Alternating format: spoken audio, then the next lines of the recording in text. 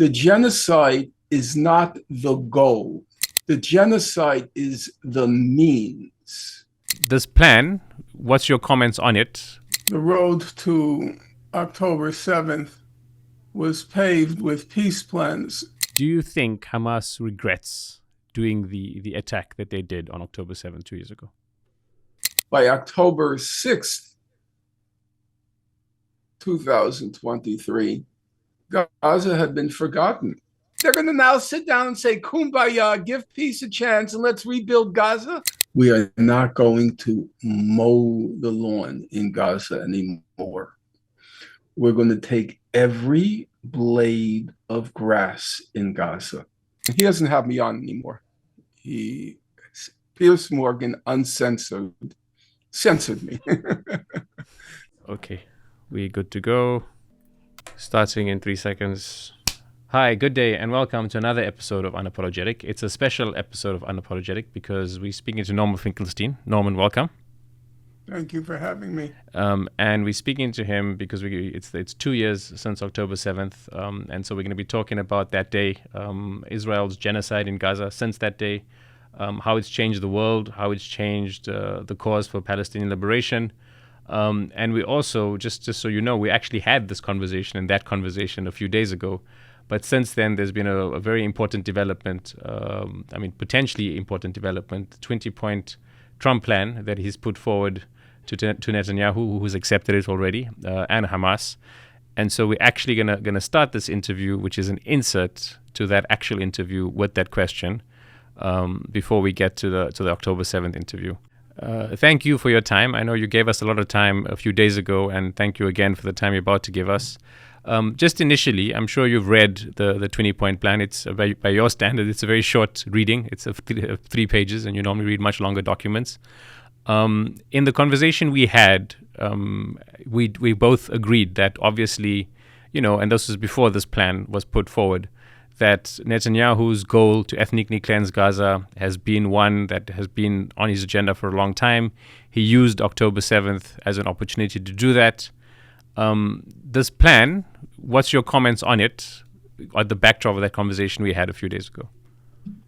First of all, without trying not to be pedantic, one has to remember that the road to October 7th was paved with peace plans that go back as far as Jimmy Carter. I don't want to go into all the details because it would squander time. But if you go back, Jimmy Carter had a comprehensive framework for peace, which included for the Palestinians what was called back then an autonomy plan.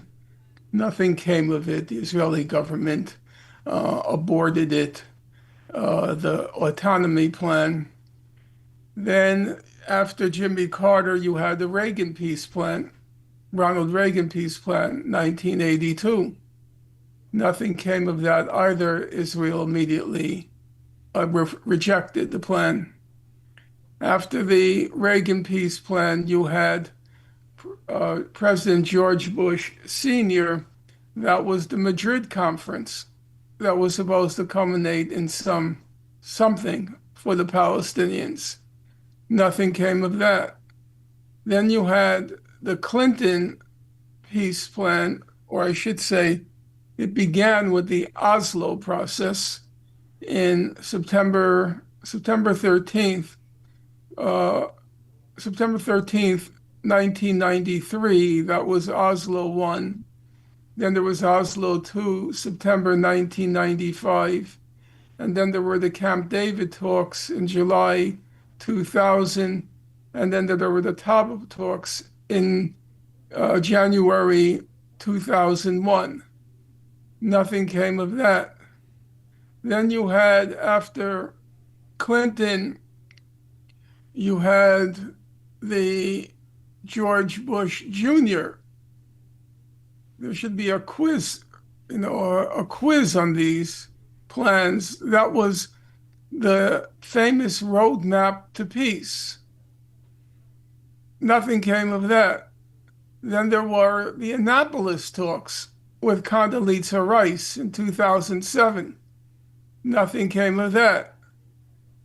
Then you had the interim of, uh, let's see, we have, then you had, wait, you had George Bush, that's two, oh, then you had Obama. Actually, Obama had no peace plan for the Middle East, and I consider that his one major foreign policy achievement. He had no peace plan. After Obama came Trump, and actually, I was surprised in reading the new peace plan. They mentioned that Trump had a peace plan. I didn't even know it. And then after Trump came Biden. Didn't have a peace plan. He had a genocide plan. And after that came Trump again. the Trump again. So the road to hell was paved, and really it is hell. After October 7th, the road to hell was paved with peace plans. So what do we say about this peace plan? First of all, it's not really much of a plan. It's so slovenly, so lacking in any kind of coherence. It's exactly what you expect from Donald Trump, although he almost certainly had nothing to do with its writing and probably never even read it because it is fully 3 pages. So it's unlikely that he even read it. Uh, it's called a ceasefire plan, Trump's plan to end the war in Gaza. But actually, it's two things in one, because it's not just a ceasefire plan. It's to paraphrase George Bush, it's a roadmap to peace. I think we could safely disregard the post-ceasefire portion because it's completely ridiculous. It's just like a grab bag. We're going to make a new Gaza. We're going to have, at the end, they have this provision. We're going to have an interfaith dialogue process, which will be established on the values of tolerance and peaceful coexistence. You know, they're going to bring in Oprah and Ravi Shankar, and they'll bring in Joe Baez to sing Kumbaya. It's just so contemptibly idiotic. So let's get to the core. The core, it seems to me, is straightforward. If you read the 20 points of the plan, there's only one timetable. There's only one timetable. That timetable is very straightforward. Point 4. Within 72 hours of Israel publicly accepting this agreement, all hostages and alive and dead will be returned. That's it. You will not find any other specified timetable for the implementation of this plan. So, in effect, it's an ultimatum to Hamas: give up the hostages within 72 hours, or President Trump gives the green light for Israel to annihilate Gaza. Well, that's a little late in the day, as you know, because Israel has already annihilated Gaza, and it hasn't in any way relented since Trump came into power. In fact, at some level, not all levels, at some levels, it's escalated the assault.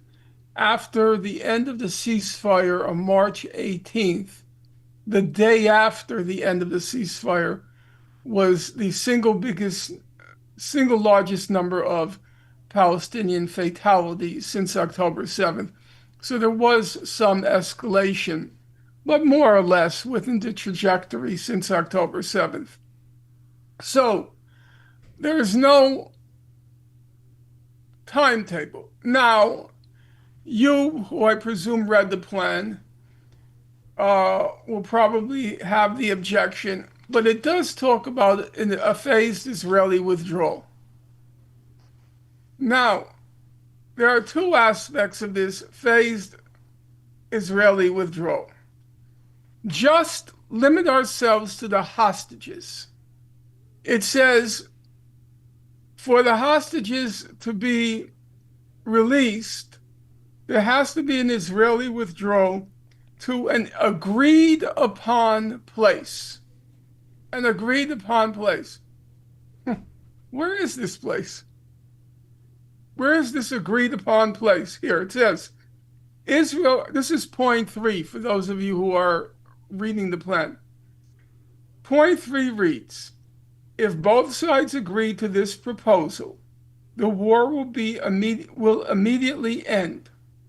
Israeli forces will withdraw to the agreed upon line to prepare for a hostage release.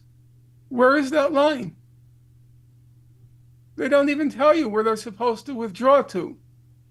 That's a preliminary, a prior condition to even releasing the hostages.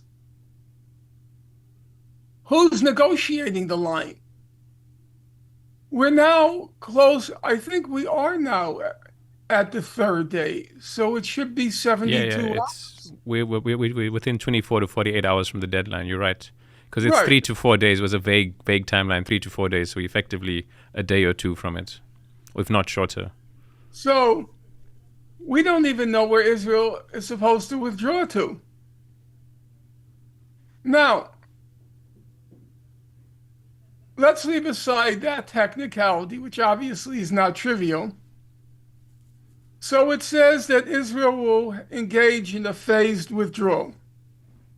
But the phased withdrawal is contingent on two factors. Factor number one, releasing the hostages. But there's a second factor, as you well know. Hamas has to disarm. Now, if you look at point 16 of the plan, it says Israel will not occupy or annex Gaza. That's nice. As the ISF, the Israeli Security Forces, establish control and stability, the Israeli Defense Forces. Sorry, Norm. The ISF is in 15. It's an international, yeah. Stabilization Force, the International Stabilization Force. Because other documents refer to, and they don't use IDF anymore. They use Israeli Security Forces. Yeah.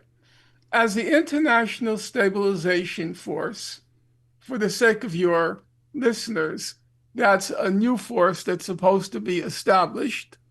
How, where, when, no indication. Who will participate? No indication whatsoever. Who's agreed to participate? No indication whatsoever. As the International Stabilization Force establishes control and stability, the Israeli Defense Forces will withdraw based on standards, milestones, and timeframes linked to demilitarization that will be agreed upon between the IDF, ISF, the guarantors, and the United States. Well, what does that mean? Israel gets to certify, has veto power over whether whether Gaza is demilitarized. Now, here's an interesting question. How do you prove Hamas has given up all its weapons? How do you prove that? If Israel says, according to our intelligence, there's still 10,000 armed militants in Gaza, how do you prove that's not true? Israel does not have to withdraw from 1 inch of Gaza until it has certified, not just the other bodies have certified, until it has certified that Gaza has been completely demilitarized. Is that possible? Is Israel going to do that? What's Israel's incentive to do that? Does Israel want to withdraw from Gaza?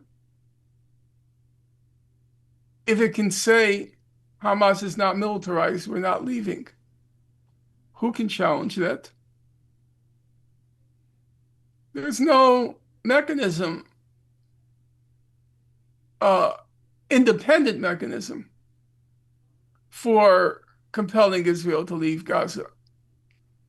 So you ask yourself the question, what prevents Israel, once the hostages are released, assuming they agree on an agreed upon line, what prevents them from just continuing with the genocide? What is their incentive? If you read the plan, it says no one will be forced, this is point 12, nobody will be forced to leave Gaza, and those who wish to leave will be free to do so and free to return.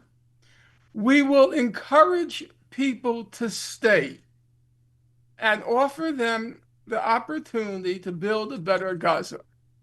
Is there anything in Israeli conduct, behavior, policy in the last 2 years that would indicate that Israel wants the people of Gaza to stay?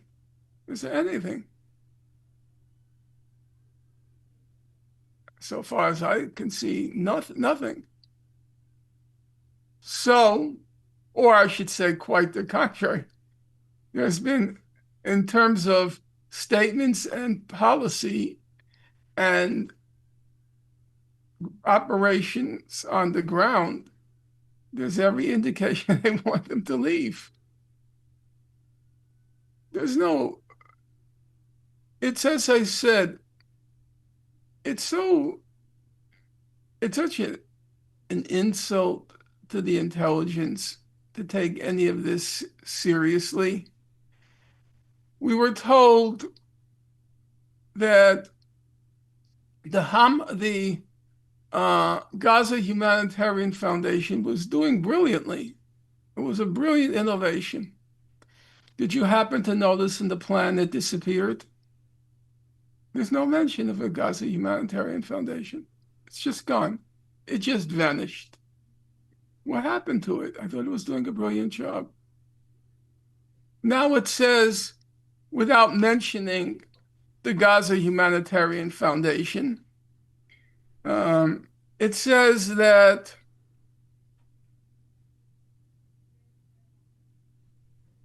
all the humanitarian full aid will be immediately sent into the Gaza Strip, and it says that that's point 7.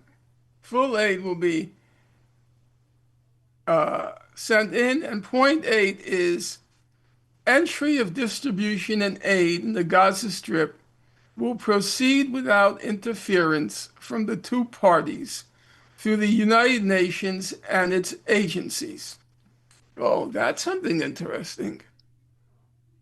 Israel has blocked those agencies for 2 years from coming in. And now all of a sudden, the leopard has changed its spots. They want the people of Gaza to stay.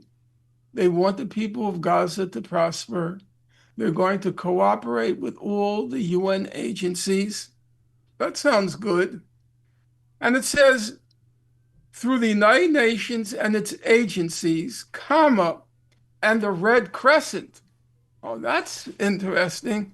The Red Crescent is the Gazan version of the Red Cross. But according to Israel, that's supposed to be Hamas. They say the Red Crescent is Hamas. So now they're saying Hamas. So now they're saying a Hamas-backed organization, the Red Crescent, will be part of this new humanitarian undertaking. And then it says, here's an interesting point. In addition to other international institutions not associated in any manner with either party. Do you know what that means? Do you understand why that was inserted? Which point is this? Point 8. Yep. Entry of distribution and aid in the Gaza Strip will proceed without interference from the two parties through the United Nations and its agencies, comma, and the Red Crescent, comma, in addition to other international institutions not associated in any manner with either party. Do you know why they inserted that? It's so obvious what's going on. Yes. You have Qatar and Egypt, which are negotiating, and they're saying you have to include the Red Crescent. So the U.S. says, okay, include the Red Crescent. But then Israel says, comma, in addition to other international institutions, not associate in any manner with either party. What does that mean? Well, it could mean anything. It could mean contractors. It could mean whatever It they mean deem it fit. means it means UNRWA, because according to Israel, UNRWA is a Hamas-backed organization, so it's associated with one of the parties, and it also means the Red Crescent. So the second clause cancels the first clause. Is there any possibility? I do believe that there will be what you might call a decent interval. If were the hostages released, then Israel puts on the show of humanitarian concern, lets more than the usual zero number of trucks into Gaza for that decent interval, and also to appease and placate Mr. Trump. And then it goes right back to what happened in March when there was a ceasefire January 15th, 2025. Everybody agrees Israel breaks the ceasefire in March 2025. It announces the end of the ceasefire on March 2nd, 2025. It unleashes its armed forces or its munitions on March 18th. And then you know what happens after that? First of all, nobody faults Israel for breaking the ceasefire. Nothing happened. Nothing happens. And then between March 18th and roughly September 1st, do you know how many Gazans were killed? Do you know how many? 16,000. The UN figure is 16,000 were killed. I don't know the numbers for the month of September all told, but up until early September, it was 16,000. You know how many Israeli soldiers were killed? 50. 40. Yeah, 50. 50. 50 were killed. So, my guess is we can discard this whole plan after discard the plan after point 8, except for, we can discard the plan after point 8. What I suspect will happen is if Gaza agrees, if Hamas agrees to the release of the hostages, there will be a temporary period because, as you notice, the plan doesn't say how long Hamas has to disarm. A week, a month. So there will be a pretense. We're giving Hamas time to disarm. Maybe it'll be like the first ceasefire, which began January 15th, and Israel ended it roughly in the middle of March, between March 2nd and March 18th. There'll be a 2-month interval. Israel will announce that, and they'll let some aid in. All to show Israel's goodwill. Israel will then discover Hamas has all these weapons stored somewhere, and it will do what it always does, which is a provocation. I mean, that there's a long history of that, of which I go through in minute detail, my book, Gaza, an Inquest into its Martyrdom. There'll be some sort of provocation, and then the whole hell will break loose again. I mean, in the wording, it doesn't even say disarm, it says decommission, which kind of creates that excuse for them, because it's asking them to put the weapons somewhere aside, which allows Israel to always blame them for having the weapons. They say that the government will buy back the weapons. For every Hamas militant who gives up their weapons, They will be amnestied. Oh yeah, that's very probable. Israel is going to amnesty Hamas. That's very probable.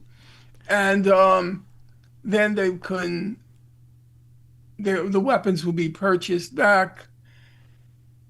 It's a la la land. Okay, Norman, I completely share your skepticism over the history and what's occurred. And now you're going to ask me the question, what should Hamas do? Yeah, absolutely. I mean, so just I want to pretext it because that's absolutely the question. I mean, it's the two questions why we're having this call. It's what's your thoughts on the plan and what should Hamas do? So, I mean, I obviously do believe that, and I think most people who've been following, what Israel has been doing since 1967, since 1948, since 1917, pick any arbitrary date in the last century, right, will be like, this is just, a process to kind of work towards ethnic cleansing, to buy it time, to make it look good and palatable to its Western partners, etc., etc. At the same time, we spoke at length, and we've all been looking at what's been occurring in the last 2 years. Gaza is being annihilated, and Hamas obviously have a very, very difficult choice. And so yes, what do you think Hamas should do? I'm not Hamas, and I wouldn't want to be Hamas. They don't, as no ideological, political reasons, but they're totally irrelevant right now, and they're completely irrelevant to your question. They're in an impossible situation.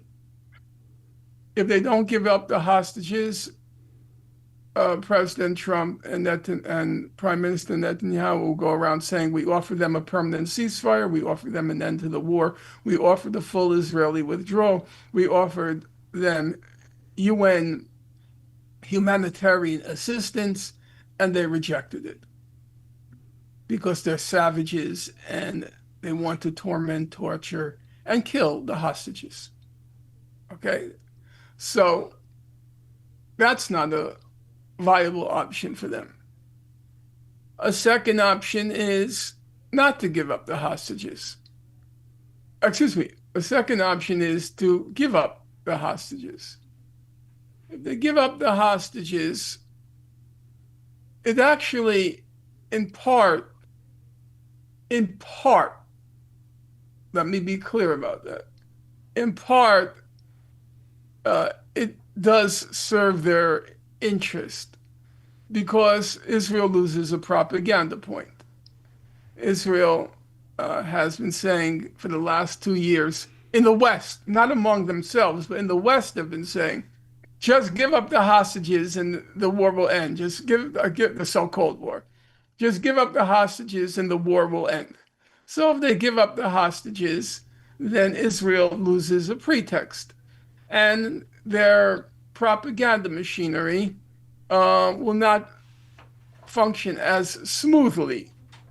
I don't know if you watched the insanity of Netanyahu's speech at the United Nations. I did. I saw parts of it, yes. It was actually quite an amazing speech, I have to tell you.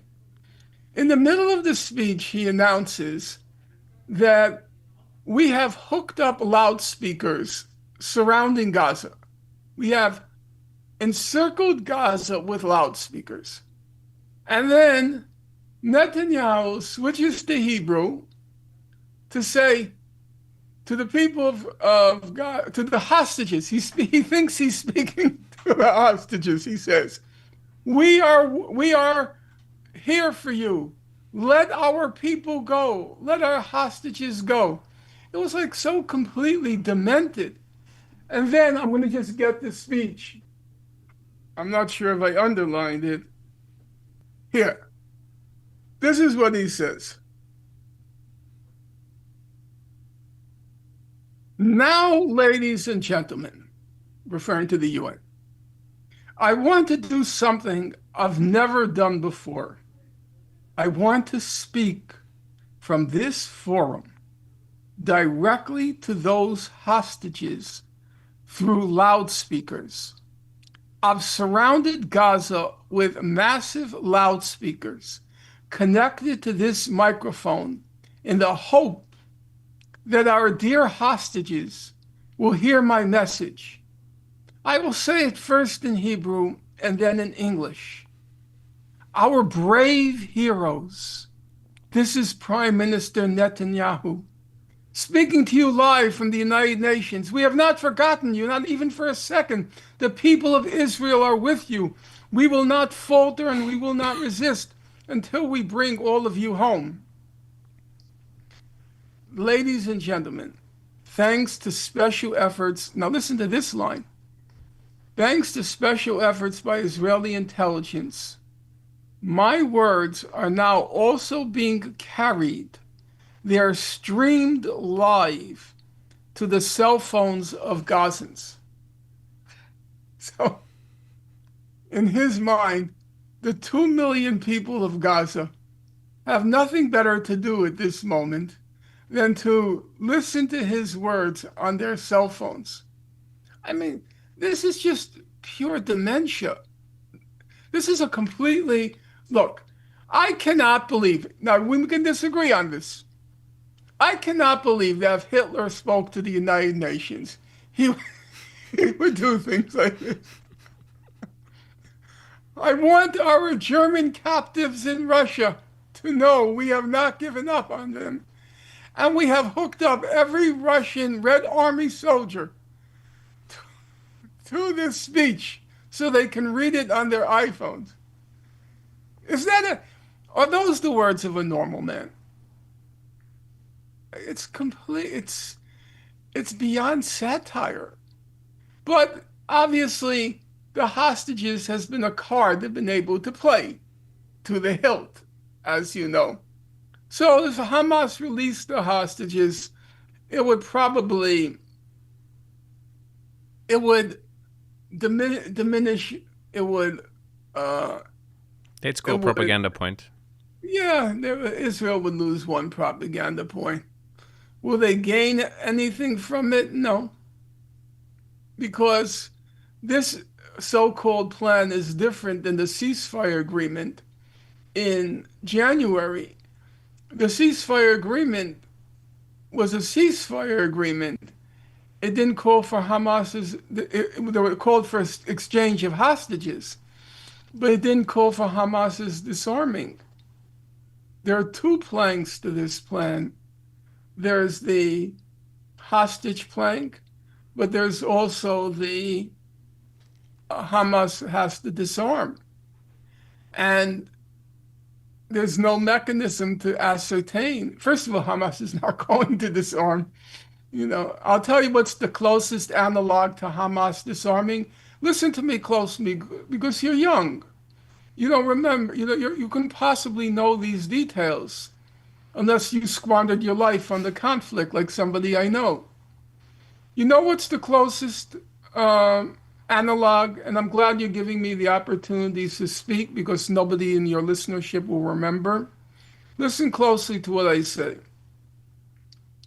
In 1982, in the Lebanon War, okay, there was an agreement negotiated that the PLO would leave Lebanon. And there was another component to the agreement that there'll be a ceasefire. It was negotiated by this guy named Philip Habib, a Lebanese stooge for the United States. He was a diplomat under Reagan. You could just imagine. What happened? There was a stipulation in the agreement that the refugees in the camps would be protected because there was the fear that the Lebanese forces the Christian forces would carry out massacres if the PLO left. So there was a specific stipulation that the Lebanese forces, the Christian forces, the Maronites, would not be allowed in the camps. They would be protected. The PLO leaves. Israel transfers the Maronite forces to Sabra and Shatila camp, and then there are the mass exterminations. The estimates are between 2 and 3,000 Lebanese, excuse me, Palestinian civilians were killed in the refugee camps in Sabra and Shatila. So, not that Hamas can protect any civilians now, but should they disarm, it'll be a invitation to a mass, I won't call it extermination, because I don't even know how many Hamas militants are still alive, to tell you the truth. But it will be an invitation to a mass killing. They are going to amnesty Hamas militants. That's not going to happen.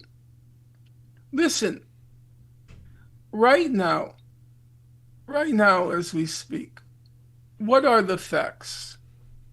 Between 50 and 70% of the Israeli population are in deed or in word homicidal murderers. That's what the polls show.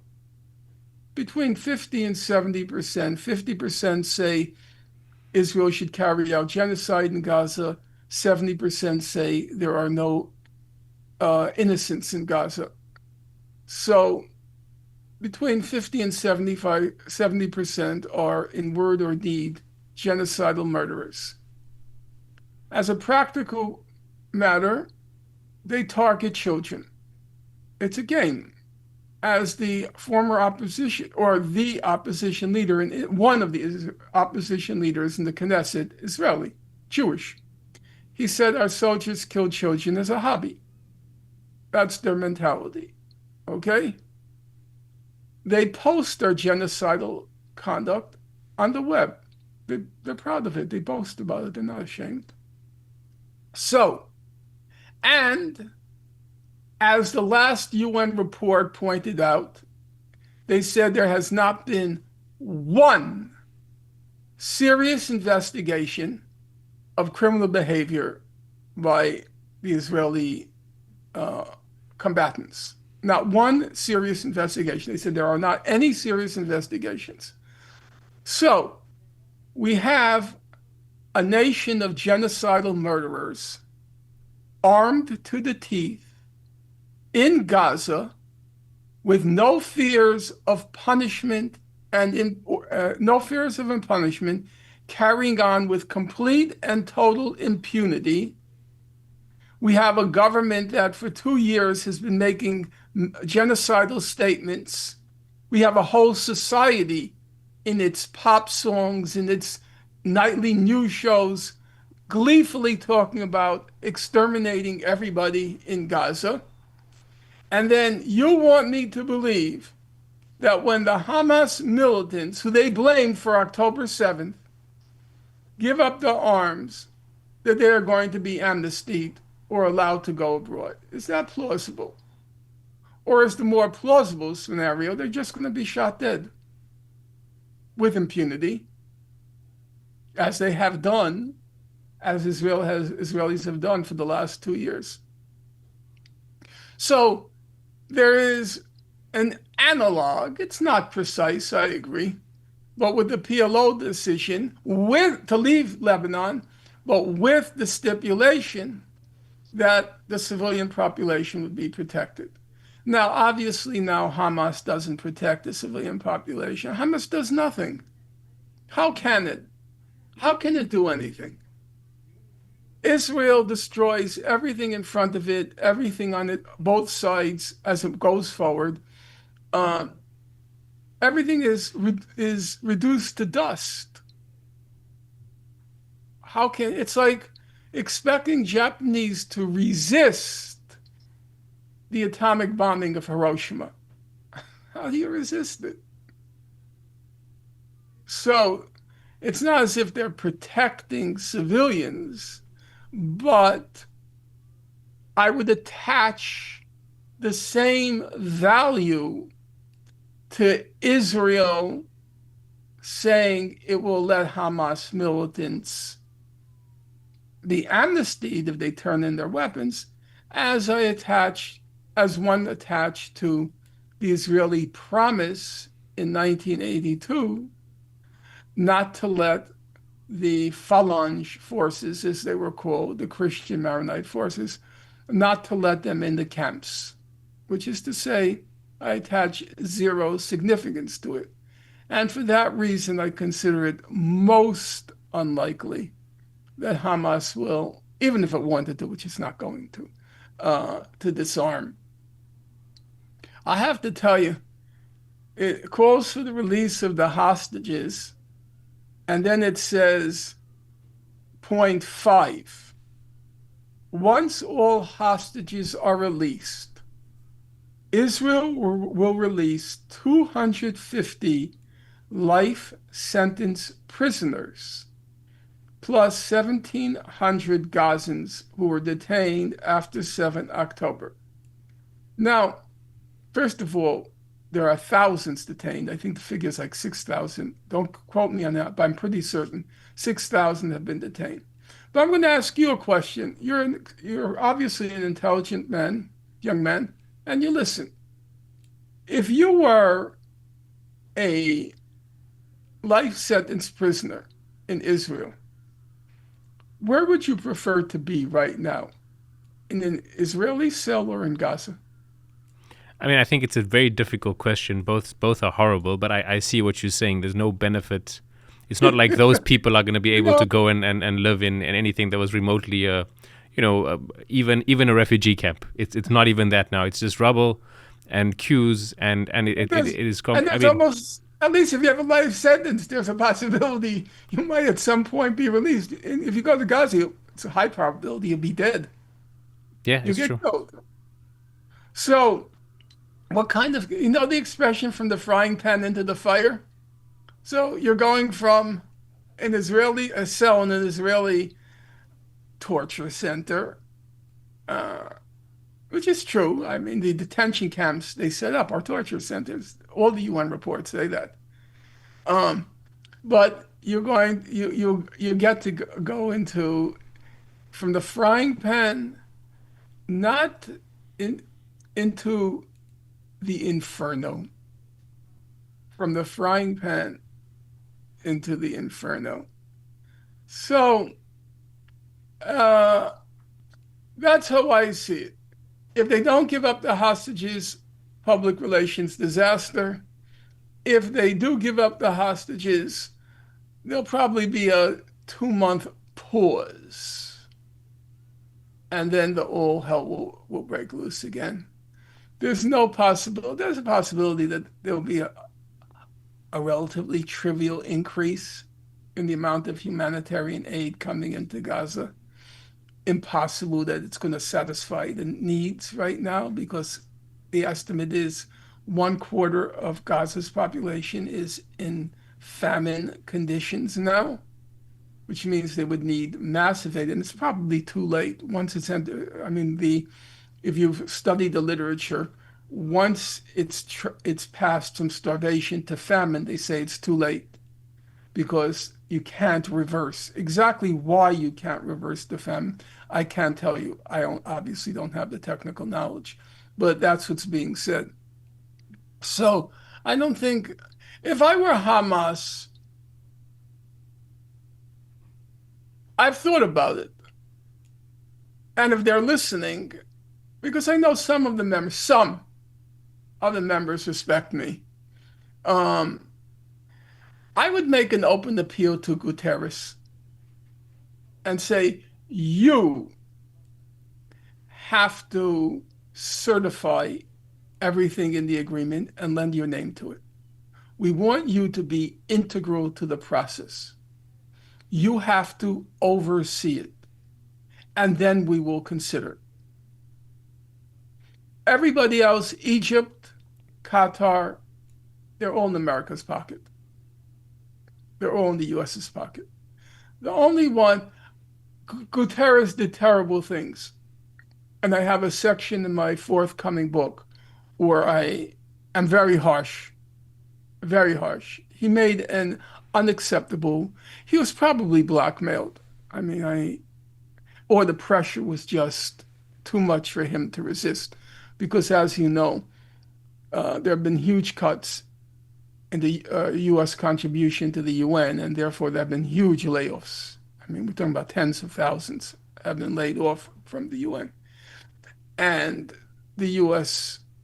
no doubt told him that if you don't do what we say, there are going to be more cuts. So he did some terrible things, which I go into in detail in the book. Um, but in general, he's not a bad guy. I don't think so. So to force him to be integral to the process, it's something. It's not much. I know that. You are as aware as I am that he's been making these very uh, strong statements and it hasn't done anything. So I recognize it's not much, but I would at least, because otherwise everyone is handpicked by the U.S. Yep. Now you have to laugh. Um, they say in the plan, who's going to train the police force, the new police force in Gaza? Who's going to train? They say Egypt and Jordan. Oh, those are excellent examples of security forces because we know how they respect the Universal Declaration on Human Rights. The Egyptian and the Jordanian security forces have such a wonderful record of respecting human rights. Who better to train? And you know who trained the Palestinian Authority torturers? You know who trained them? Egypt and Jordan. Yep. Egypt and Jordan, the same two torture states. Okay. Uh, Yeah, no, that's those are the two questions. Sorry to interrupt you. There was the two questions I wanted to kind of put at you before we play out the rest of the interview that we recorded a few days earlier. But I'm just gonna. It's not really a pushback, but it's just a reflection over what you've said, which can be interpreted as a slight pushback. But I was speaking to Kenneth Roth the other day, and he said a lot of and obviously it's very different because while he does a very important job, and obviously what the people in Gaza have been subjected to over the last many decades and the last 2 years is nothing in comparison. But he says sometimes the only power we actually have is the power to shame. When we don't have any other power, we don't have the power to change something. We don't have the power to, we just have the power to shame. And just what's your perspective on? I mean, if I do think it's a very smart idea for Hamas to appeal to a third entity like the UN, something that, again, the UN will, Trump will want to defund it if Antonio Guterres says yes further. So it's tricky, but it's completely sensible that you kind of appeal to a third party that has more credibility, that will be more fair. And a big problem is the US has always been the broker and is an unfair broker. But just in terms of if Hamas do accept this as it is, they will have some power, to shame, because I think we both agree that they don't have the power. Yep. Look, I don't want to be cantankerous. I don't want to be a contrarian. But on the other hand, one has to be sober about these things as we proceed. And I have a good track record. When the Gaza Humanitarian Foundation was set up, the week it was set up, I was on the Piers Morgan program. I said, they know exactly what's going to happen. Swarms of people will come to the distribution sites. Go watch it. It's on Piers Morgan. You can even include it in this video. Swarms of people are going to come to the distribution sites. The Israelis are going to say they were afraid, and they're going to just commit one massacre after another. It was so obvious what was going to happen. Of course, we already knew it with the Flower Massacre about a year earlier. Time goes very fast now. So we have to be sober. Right now, Israel is flattening Gaza City as we speak. It's reducing Gaza City to rubble, okay, block by block, reducing it to rubble. They say that it's because Hamas has concentrated its forces in Gaza.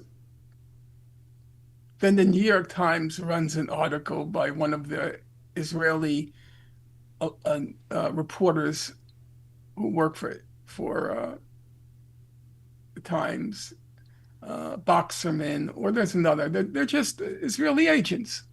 The whole New York Times staff now are Israeli agents. They are. That's not an exaggeration. Isabel Kirshner, she's always been an Israeli agent. She's married to Ehud Yaari, a secure intelligence official in Israel. Uh, Now they hired Boxerman, who formerly worked for the Times of Israel. They hired Rugman, who formerly worked for the Jerusalem Post. These are just Israeli agents. Do you think any Israeli reporter will betray Israel? Any Israeli reporter, if he or she has to decide whether to write an article that's critical of Israel uh, or to tell the Israeli line, what do you think he or she's going to do? Do you know you know that bond in Israel? It's a double bond. It's the bond of nationality or state, the bond of being the citizen of a state. It's the bond of nationality. They're all Jewish. And then there's the bond of having all served in the IDF. That's a very potent combination.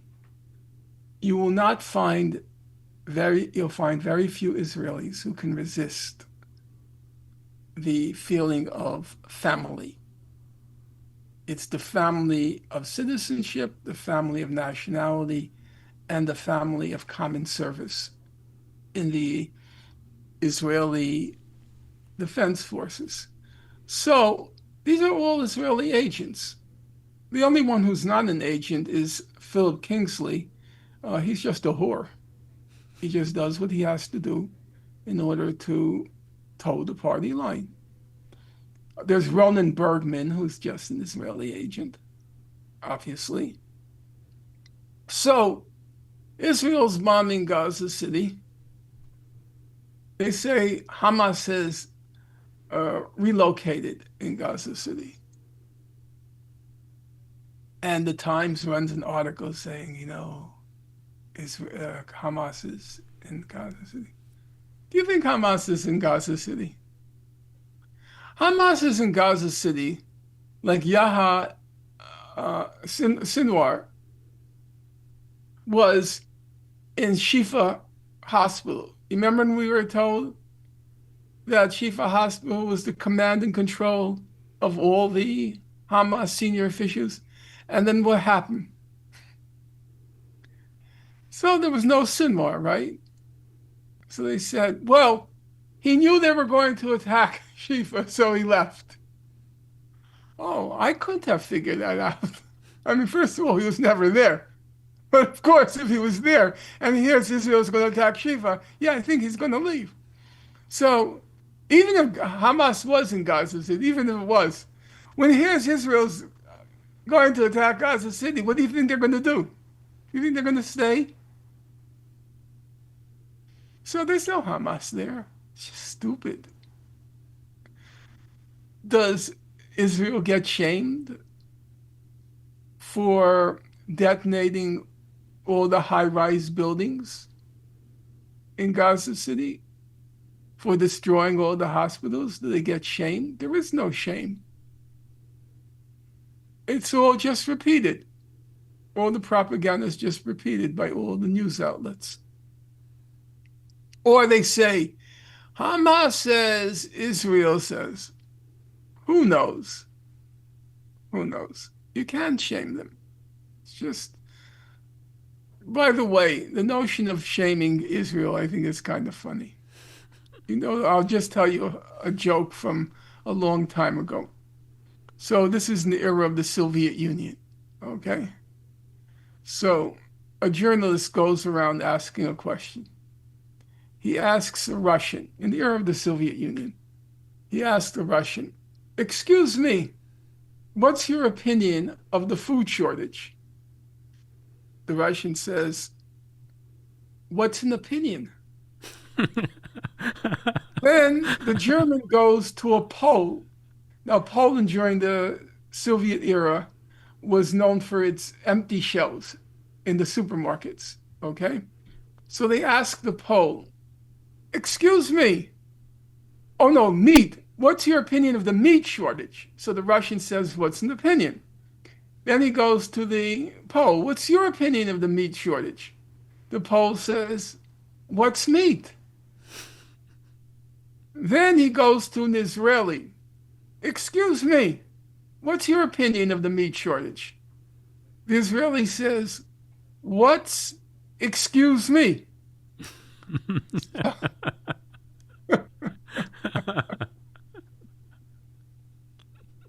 So you can tell Mr. Roth, I don't believe the shame strategy is going to work with the Israelis. Netanyahu, for the longest time, Israel was saying two things which they weren't exactly compatible. They said there's no hunger in Gaza. That was one argument. But the second argument was there's hunger, but it's because Hamas is stealing all the food. Okay.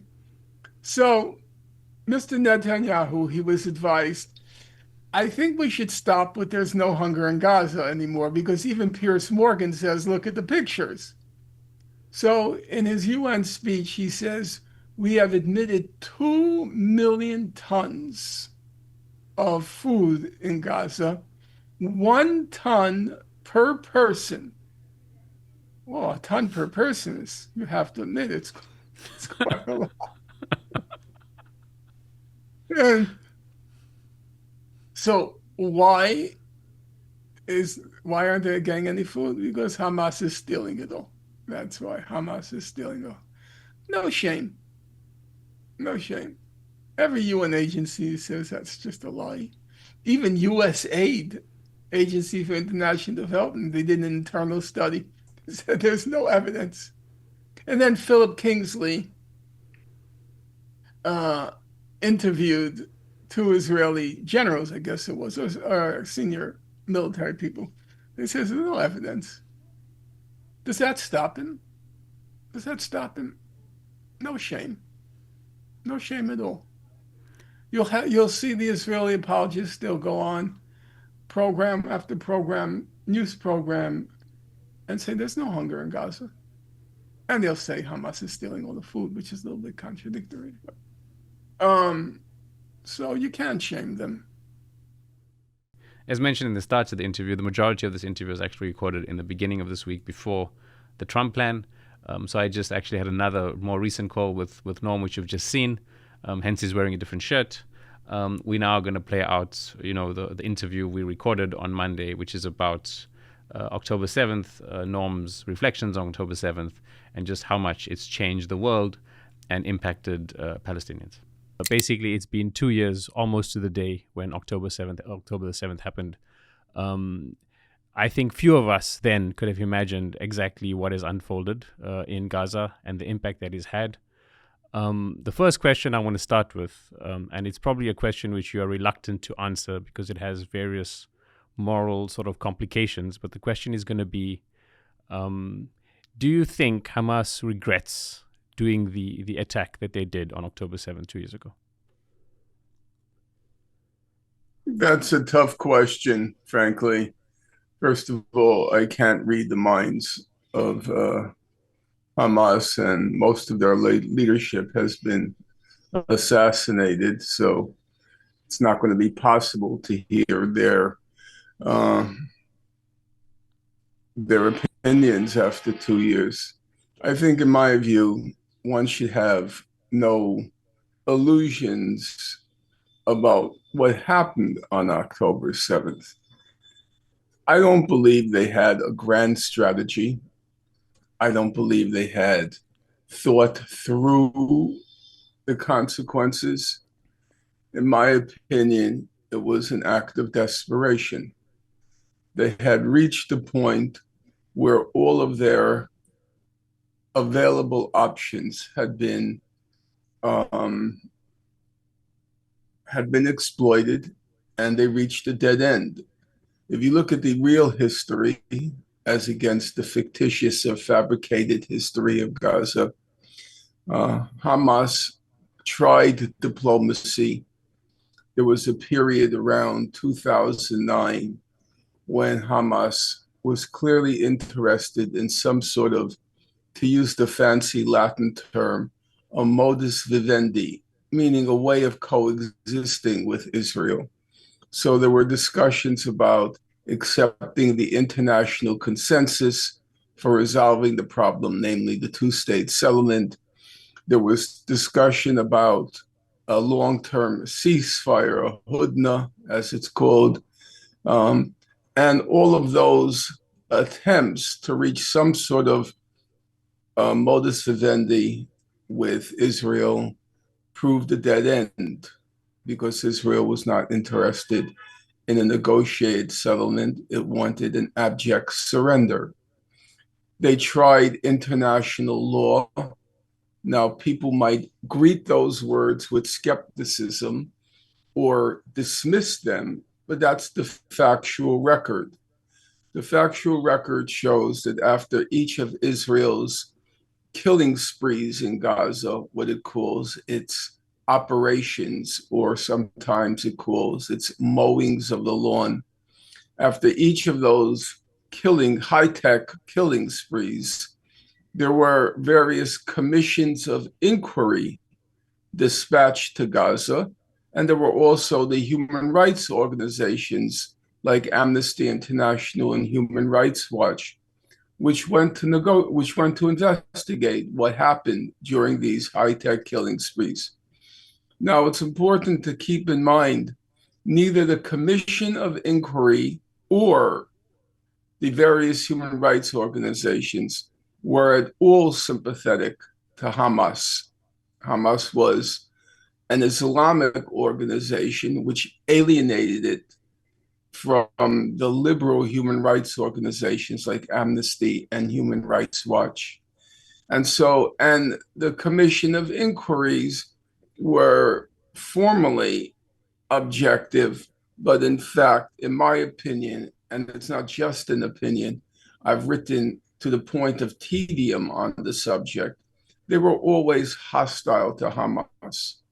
I mention all this because whereas Israel refused to cooperate with any of the UN commissions of inquiry, and whereas Israel refused to cooperate with any of the major human rights organizations, Hamas did. It knew it wasn't going to get a fair shake from these organizations or commissions. It knew it wouldn't get a fair shake, but it still cooperated. You're old enough to remember it cooperated with the Goldstone report. Now, Richard Goldstone, this is after Operation Cast Lead in 2008-9. Richard Goldstone was not just Jewish, he was an avowed Zionist by his own description, self-description. So you can imagine Hamas was not expecting a fair shake from Richard Goldstone. That was the UN Human Rights Council Commission after Operation Cast Lead. They still cooperate. They still cooperate in the hope that even if they didn't get a fair shake, at least they would get or extract some justice. They got nothing. You might remember what happened with the Richard Goldstone report. It created a huge international furor. Israel was enraged by Richard Goldstone's findings. And then what happened? April 1st, 2011, he dissociated himself from the report. That's what they got from trying to cooperate with international law. He rescinded the report in his name. Then they tried nonviolent civil resistance, the Great March of Return. That began March 30th, 2018. They tried. Everybody said, where is the Palestinian Gandhi? Where is the Palestinian Gandhi? Well, in fact, there have been many Palestinian Gandhis, but we'll leave that aside. Hamas tried nonviolent civil resistance. What did they get for it? I will even admit to you, I was in touch with people in Hamas. I encouraged that strategy. I thought it would work. I thought there was a good chance the nonviolent civil resistance could work. What happened? We know exactly what happened. There was a UN Commission of Inquiry. It published a report, 250 pages, single spaced. It was a very detailed report. What did the report find? It found that Israel lined up along the perimeter fence with Gaza its best snipers. Israel later said every bullet hit its target. Every bullet hit its target.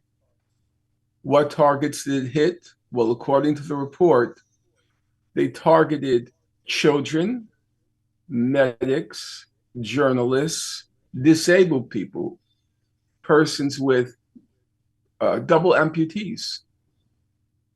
They targeted them 300 meters from the perimeter fence when they were engaging in strictly civilian activities. Because you might remember the Great March of Return began as a festive occasion. There were plays, there were music, there was dancing, there were picnics. And what did they get for their festivities? Double amputees targeted by Israel's best snipers. By October 6th, 2023, Gaza had been forgotten. That's a fact. It's easily unremembered now, but I remember it very well. You know why I remember it well? Because I myself had given up. I thought it was pointless at this point. I had devoted 42 years of my life to the Israel-Palestine conflict. And Gaza had vanished. If you recall, by October 6th, the only talk in the town was about whether Saudi Arabia would join the Abraham Accords. There was no longer any talk of Gaza. So within that context, I think that you have to remember, and here I admit it's speculation, but I think it's grounded speculation. Sinwar, the head of the military wing of Gaza, he had been in prison for 20 years. And then he was released in a prisoner exchange. And as he said, I went from one prison to another. I went from the Israeli prison where I was incarcerated. I went to Gaza. I went to another prison. And so his vision, he has a tunnel vision, very narrow. He doesn't think he can't. It's not physically possible to think in global terms, in terms of the international balance of forces. It wasn't within his capacity, given his physical environment.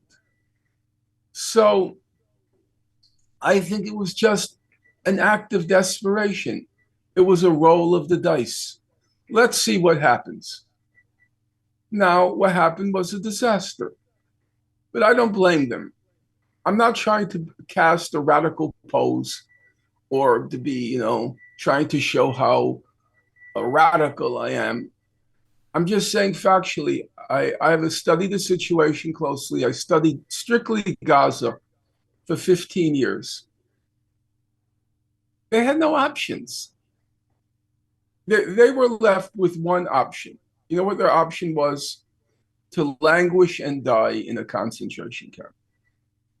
That was the only option they were left with, to languish and die in a concentration camp. And so, recoiling at that prospect, they rolled the dice. Was the result a disaster? Yes, I think that has to be acknowledged. And those who were knowledgeable, even though you have to read between the lines, people like Sayed Nasrallah, if you recall his first speech, and you should go back and listen and maybe use it as a clip in this interview, you could see he was peeved. He said, they didn't warn us. They didn't tell us. I think that's true. And you could see he was not happy about that fact. Because Sayed Nasrallah whatever you might think of him, he was a very smart guy, and he had a very broad vision. He did what a serious political leader does. He got up every morning, and his first order of business was to read all of the Israeli newspapers in translation. He had very good translators. Read all of the Israeli newspapers in each morning, and he had a very detailed knowledge of Israel, but he also had a very detailed knowledge of the international balance of forces. And he knew this was no good. It was a disaster. He tried desperately to carve a middle road between, he is the head of the resistance. He's got to do something for Gaza or he loses all credibility.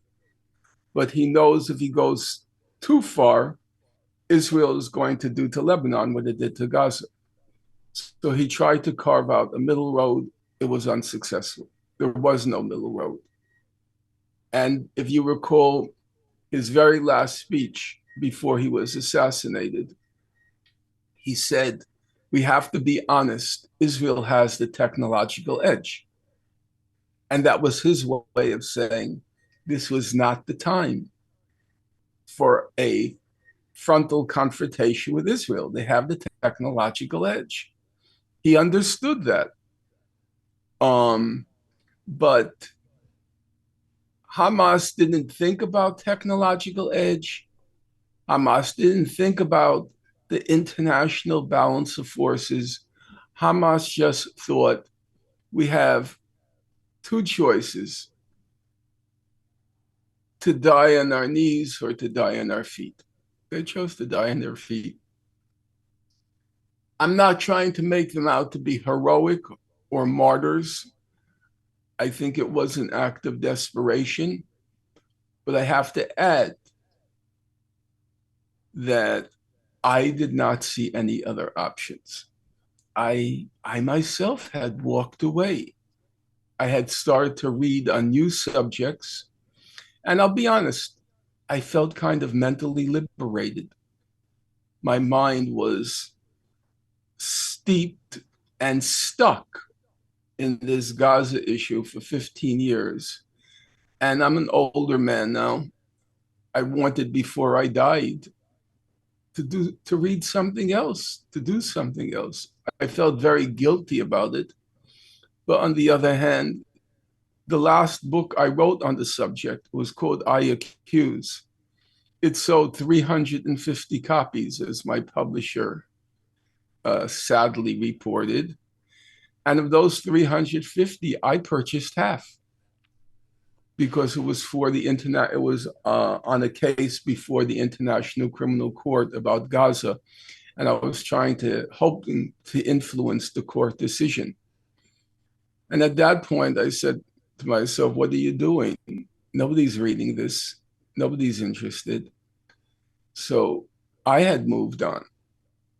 And I don't believe they had options. You know, some people say, well, why do they have to target civilians? Why didn't they kill military targets, soldiers? Well, they did kill soldiers, as you know, about 1/4 were soldiers. But ask yourself a simple question. In the real world, as against the fantasies and the propaganda, ask yourself a simple question.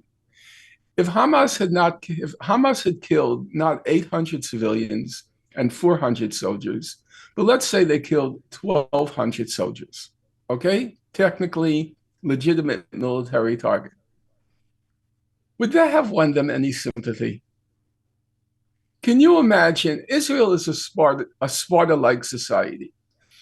What distinguishes a Sparta-like society? The bottom line is they attach more value to a military life than a civilian life. If they had killed 1,200 soldiers, combatants, I think the reaction would have been worse. Do you really believe the international community would have said, well, Hamas targeted soldiers, so it was okay? Can anyone possibly believe that? So there weren't options. There weren't options. You can, in my opinion, You can do two things at the same time. You can acknowledge atrocities of a high magnitude were committed on October 7th, and you can simultaneously refuse to condemn the perpetrators of those uh, atrocities. And that's my position. My position, Um, go ahead. yeah, My go for it. position is exactly the same as during the slave revolts in the 19th century. You can say what they did, and in the largest slave revolt in our country's history, the Nat Turner Rebellion, the order given by Nat Turner was, quote, kill all white people. And that's what they proceeded to do. Every white person in their path, man, woman, child, baby, they killed them all in brutal ways. You could say Nat Turner and his Confederates, uh, they committed atrocities. And you can also say, well, you know what? The Nat Turner Rebellion occurs in 1831. There was no possibility of them being freed in their lifetime. The Civil War doesn't come for 30 years later. The Civil War comes in 1860, 61. There was no possibility. And then you ask yourself a question. Is it right that they should have to accept being born into, live, and die a slave? Because that's what you're saying.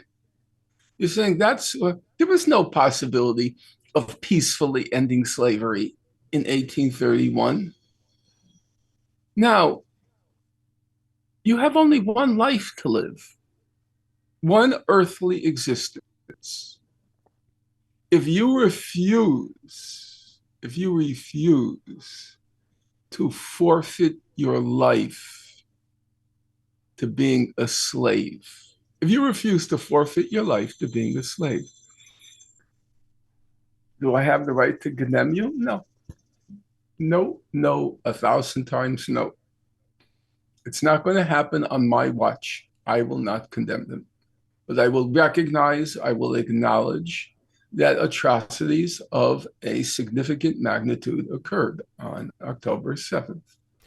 Okay, we've obviously seen Israel's genocide. It's been depraved. You've previously mentioned in an interview to my colleague that to try to understand it now through facts and visuals isn't enough. It now belongs in the realm of fiction for you to maybe start getting your head around just how cruel the conditions that they've imposed in Gaza are. At the same time, I mean, you mentioned that after 42 years of study, you were almost on the brink of walking away from the I story. did walk away. You walked away from the story. I wrote a new book. It was 600 or so pages on a completely different subject. I had walked away. So you walked away. And I mean, for the last 2 years, you're almost giving interviews daily now on Palestine and Israel. Don't mind me correcting you, and you could stop me and say, no, let me finish. Yeah. Actually, I've given very few interviews. It's very deceptive. I've not been asked on any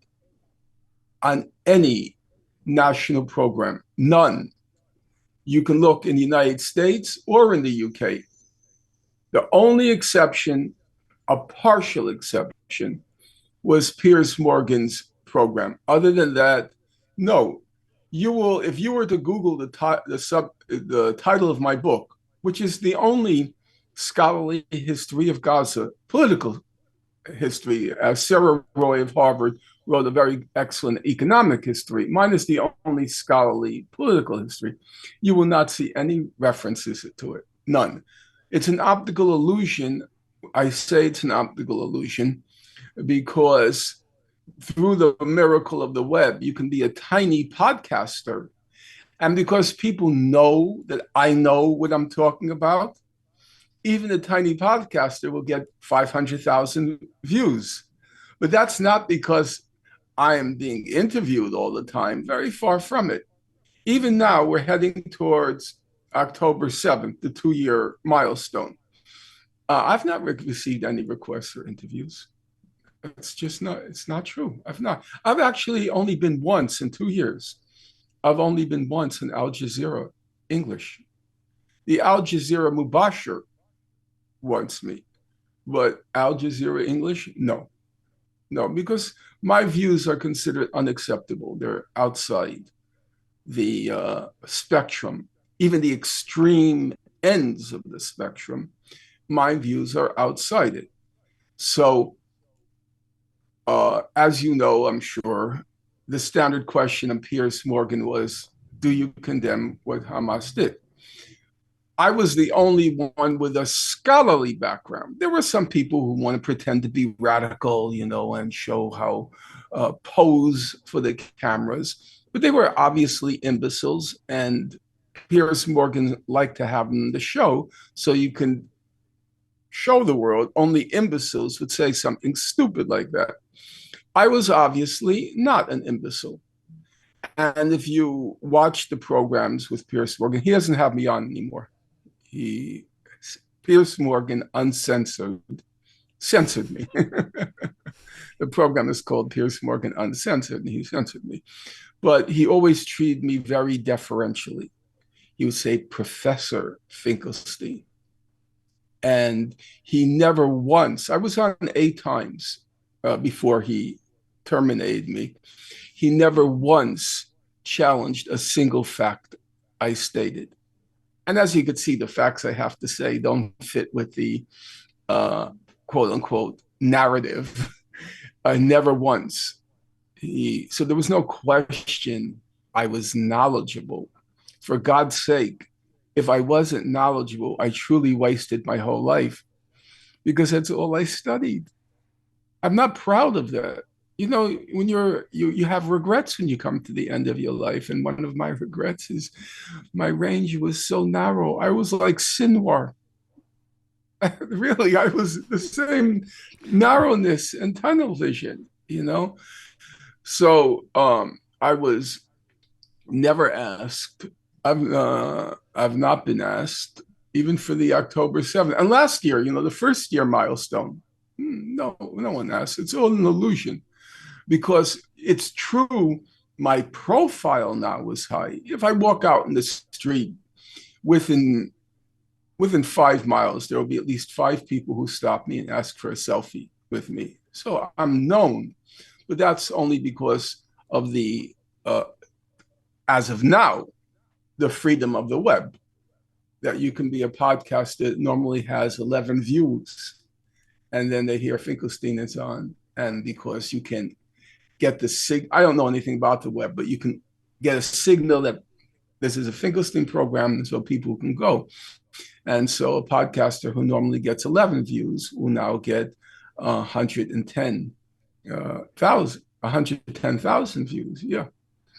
I mean, the powers that be are now fixing it, repairing that problem with what they call rigging the algorithm. And yes, I'm suffering.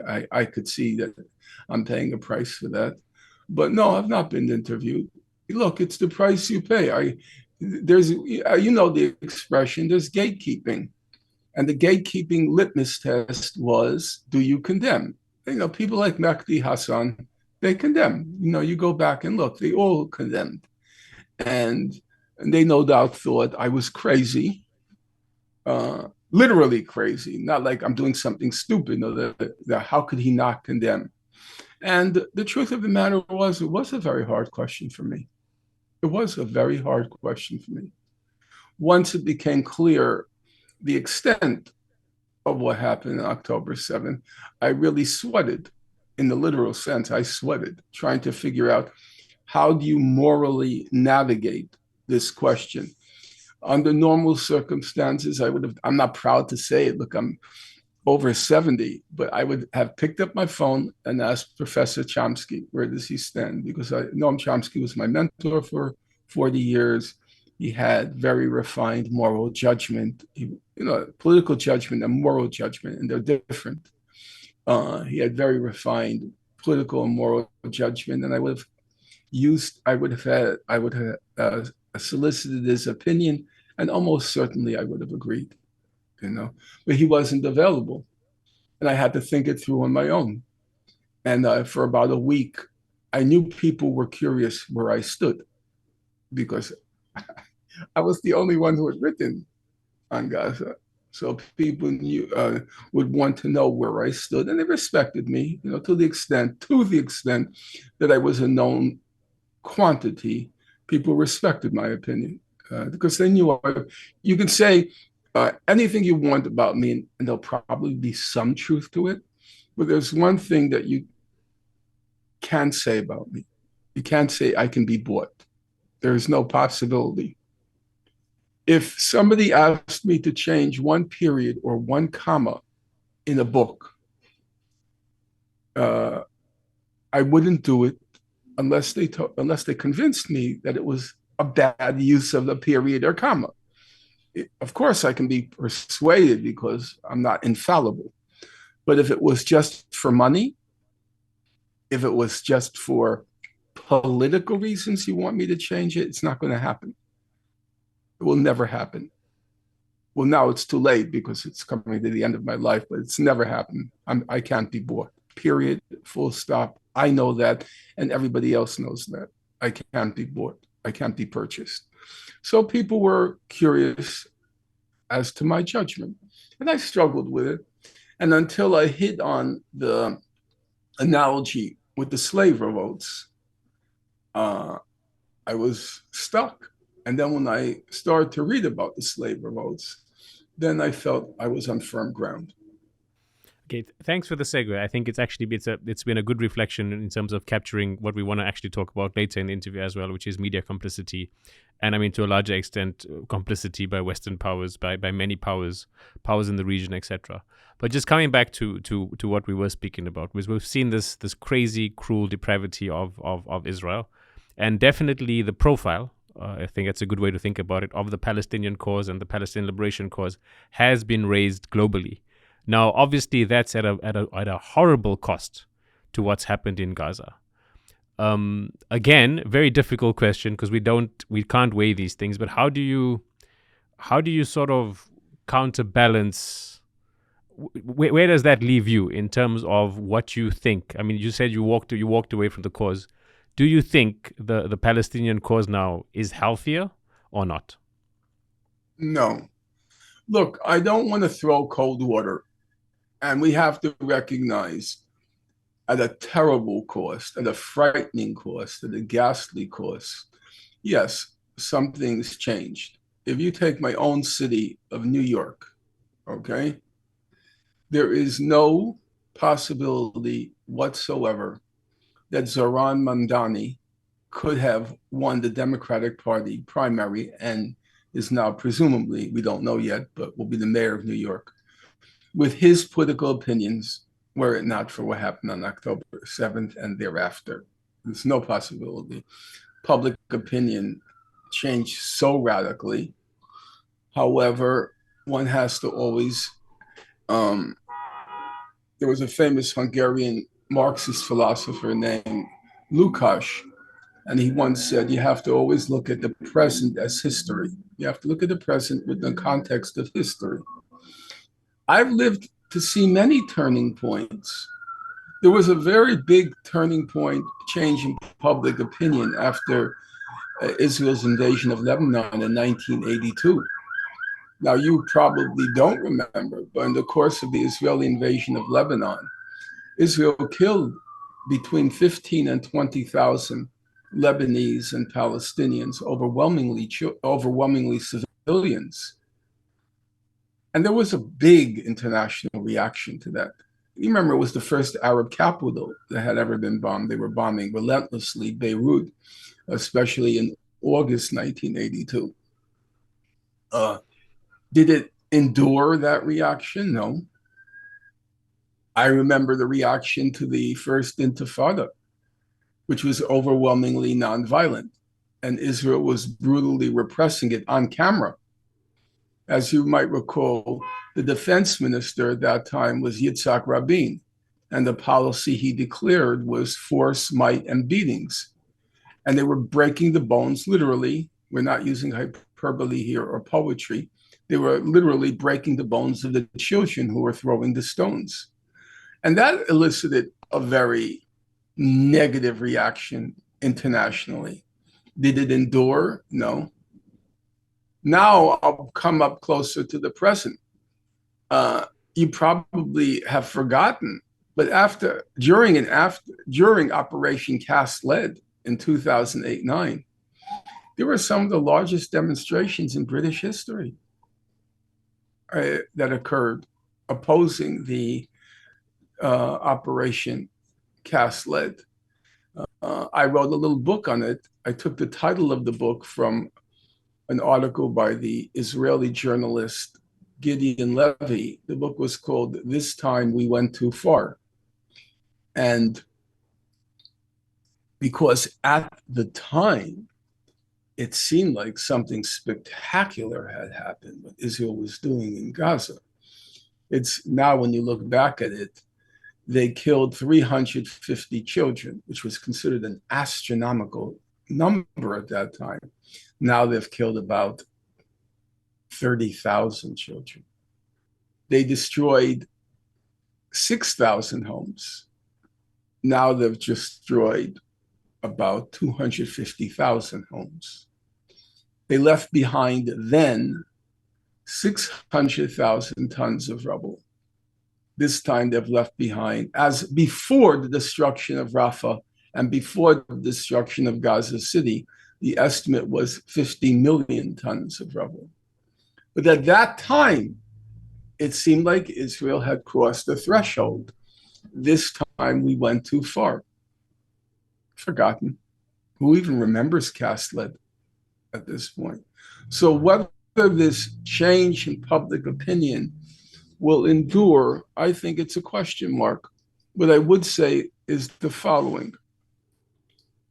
Prime Minister Netanyahu is confident people will forget.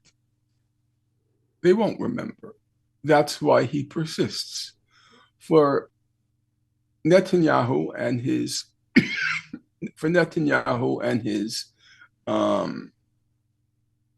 cohorts, this is October 7th was a godsend. It was what they had been waiting for and hoping for decades, to once and for all solve the Gaza question and maybe even solve the whole Palestinian question. And now that opportunity fell into their lap. And there is no way on God's earth they are going to let go of it. They will not let go. They understand this opportunity will not come again, certainly not in not just this lifetime, but several more lifetimes. It won't come.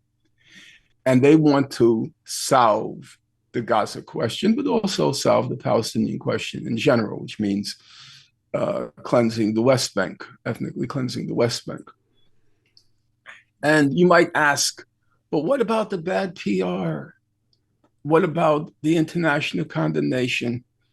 First of all, they're not going to let that stop them. This is that opportunity. But secondly, they're probably right. People will forget. You know, you take the American presidents. I'm speaking now of my own country.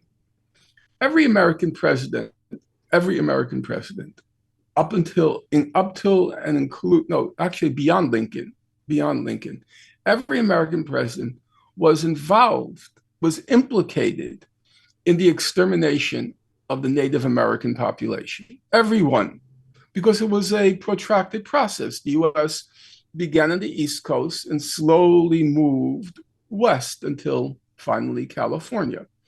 So every American president, because it occurred over, it begins in the 17th century and it doesn't end till the 20th century. It doesn't end until the 20th century.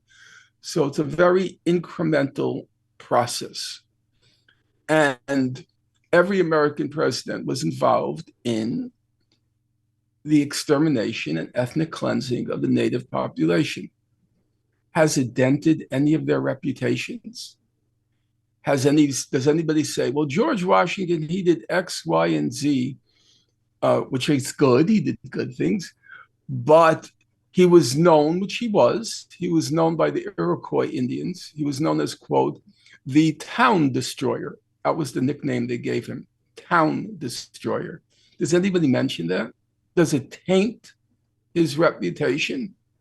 And in the same way, Netanyahu is confident that he will, and this is what he cares about, and it's a deep-seated commitment by him. He will be known as the person who liberated the whole land of Israel. That people were exterminated, that people were expelled. Nobody's going to remember it. He is going to occupy, in his mind, the honored place of having liberated the whole of the land of Israel. And I think there's a good chance, in my opinion, there's a good chance he will succeed. Remember, just a few years ago, MBS in Saudi, somebody walks into his embassy to get some sort of certification for a marriage, and his bones are ground to dust. His bones are ground to dust. Not a very nice wedding present.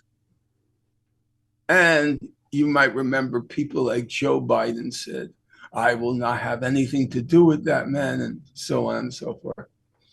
How long did that last? Who remembers?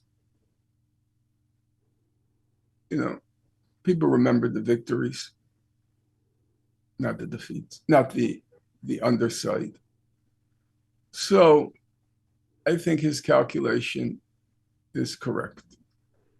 2 or 3 years from now, it'll all be forgotten, and all of what they call Eretz Israel will have been liberated from the non-Jews. Now, given obviously the history of the conflict since 1948, the ethnic cleansing, and given the hindsight of what we can see now for the last 2 years, I think it's very clear that we know that this preparation will not stop. It's probably been clear for the last year that this wouldn't have stopped in the year that has preceded. Well, I don't think that's actually true, because everybody seemed to believe in these ceasefires. No, but it was perfectly obvious. Do you remember there was that 3-step ceasefire? I do. This goes back to like March 2024. Yes. There was the talk about the reconstruction that was supposed to be the third stage. You remember the reconstruction? And I'm saying, what are you people talking about? Israel just devoted a whole year to turning Gaza into rubble. And you think after devoting a whole year to turning Gaza into rubble, they're going to now sit down and say, Kumbaya, give peace a chance, and let's rebuild Gaza? It was so crazy what people were saying. There was no possibility of that. They will not relent until Gaza is Arab Rhine. You know, there was the Nazis, the clean of Jews, Judenrein. And this is Arab Rhine. They will not relent until Gaza is Arab Rhine. When did that become clear to you? Like, so for example, I think your first appearance on the Piers Morgan show was probably a month post October 7th, right? So at which point, I mean, to me, it became clear probably around about April or March 2024. To some people, it's still not clear, and I think we get various people who are in denialism about it, perhaps even today. But when did it become clear to you that Israel has, I mean, they were always going to take advantage of this opportunity and create massive destruction, but that they were literally gonna create as much rubble as they can, not care about human life, only to the extent that their propaganda can still win. They care about it only to that point. When did that become crystal clear to you when you were viewing this conflict? I can't pinpoint the date, but what I can tell you is the following.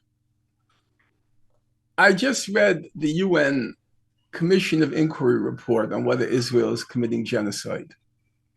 The one that was put out about 2 weeks ago by Navi Pillay. And you know what was the most striking thing about it? One of the most striking things about it was if you look at the statements made on the first 2 or 3 days by the Israeli government, the statements by the Israeli government, they did exactly what they said they were going to do.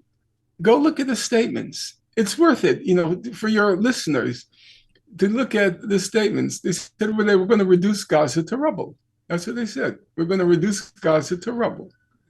They said that there are no civilians in Gaza. They're all Hamas.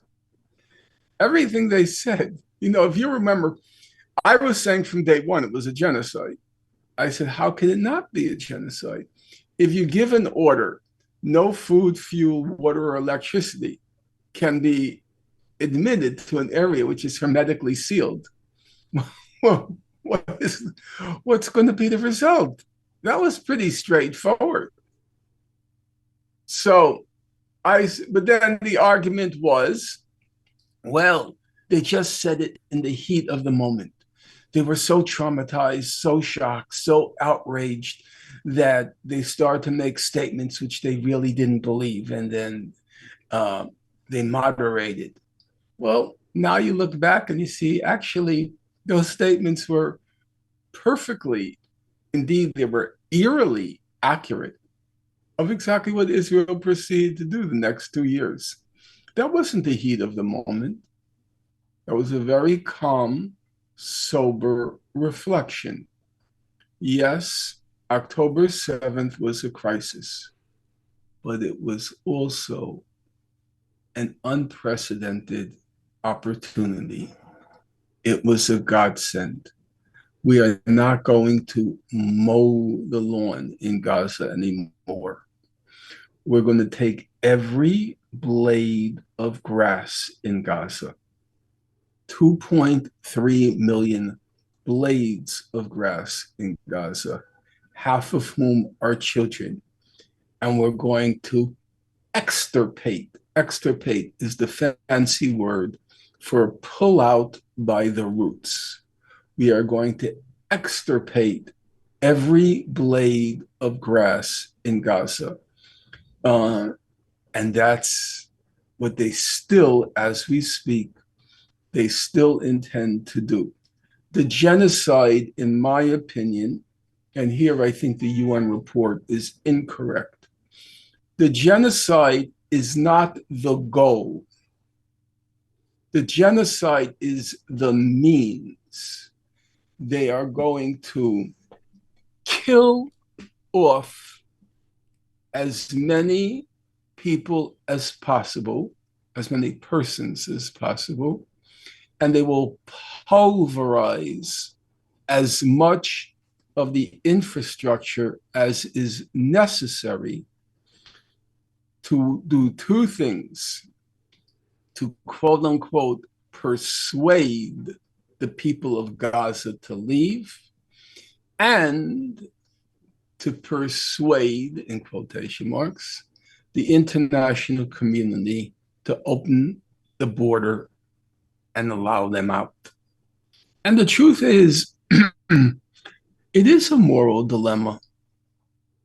It is a moral dilemma whether at this point the demand shouldn't be raised to open the border and let them leave. I think that's a tough question. I myself, my opinion is that I will wait to hear what the international humanitarian organizations say. If Philippe Lazzarini, the head of UNRWA, if United Nations Relief and Works Agency, if Philippe Lazzarini, if the head of the Israel's, if the UN's chief, human rights chief, if the World Food Program, if Doctors Without Borders, if the various humanitarian organizations, if they reach the conclusion, all right, let them go and let Israel have its way, I would go along with it, but I'm not going to say it on my own. I don't feel I'm not going to be so presumptuous as to say, I care more about Gazan life than they do. They're on the ground. They've given their all. They've done their best. They're not better people than me.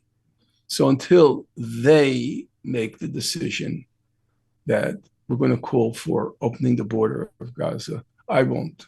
But it is a dilemma.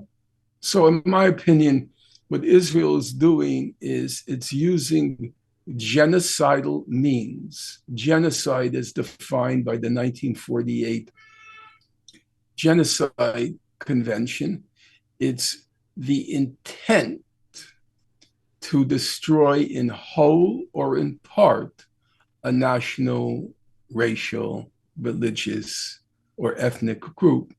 Yes, they want to destroy in whole, in part or in whole, the Gaza population, but as a means to drive it out, to empty out Gaza. This is not to say that given the opportunity, they would kill every Gazan. But there's no moral issue here. For the Israelis, and I say the Israelis, I'm not saying Netanyahu. I'm not saying Netanyahu, Smotrich, and Ben-Gvir. I'm saying the Israelis, for all of them, for everyone, except a few exceptions which can fit into your studio. For every Jewish Israeli, the people in Gaza are vermin. They're human refuse. They not only are ready, they're not only ready to exterminate them, they are gleeful. That's a fact. They're gleeful at the prospect of exterminating them. That's a hard thing to digest. It's a very hard thing to digest. I read the human rights reports. Go read the new one from the UN Commission of Inquiry, which is pretty skimpy. It's 72 pages. Others have been the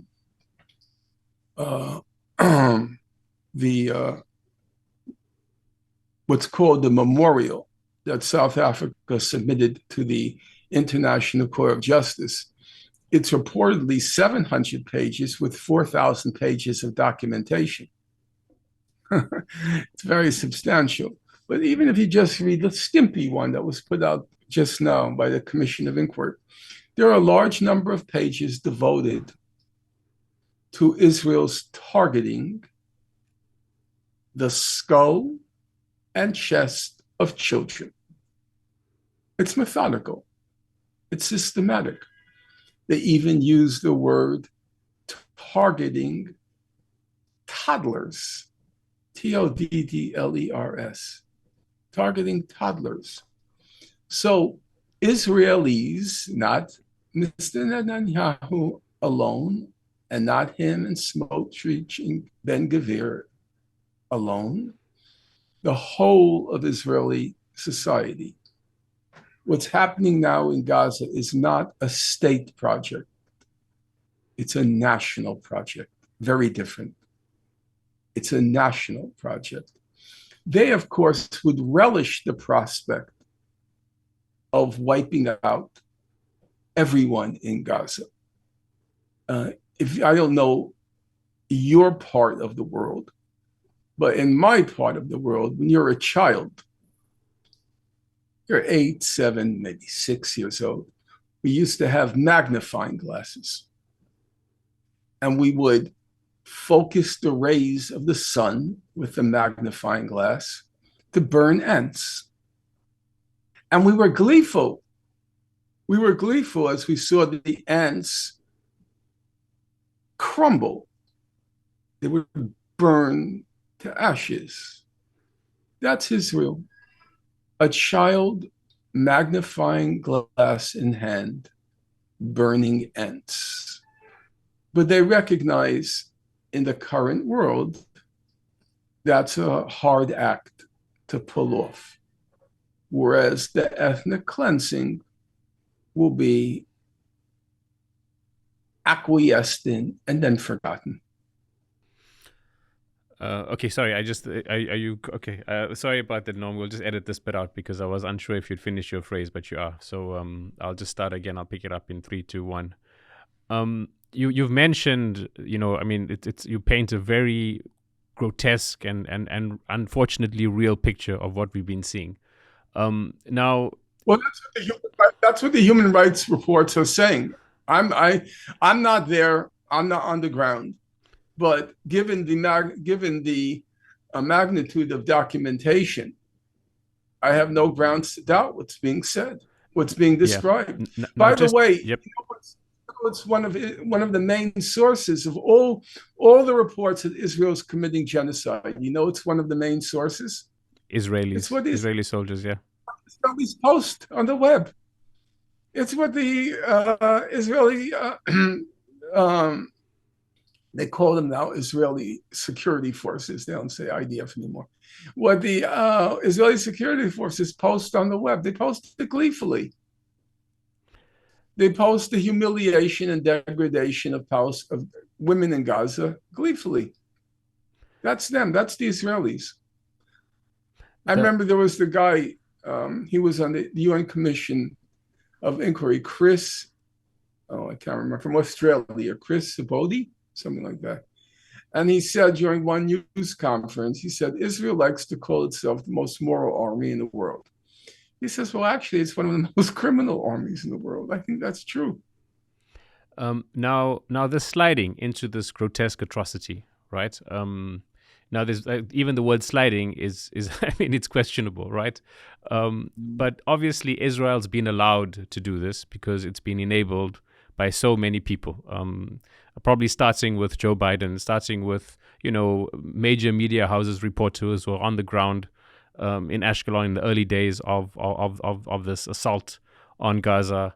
When you think about this, and you spoke at length about Israeli society and how this is a national project, when you think about who else is complicit, how would you kind of, quantify that?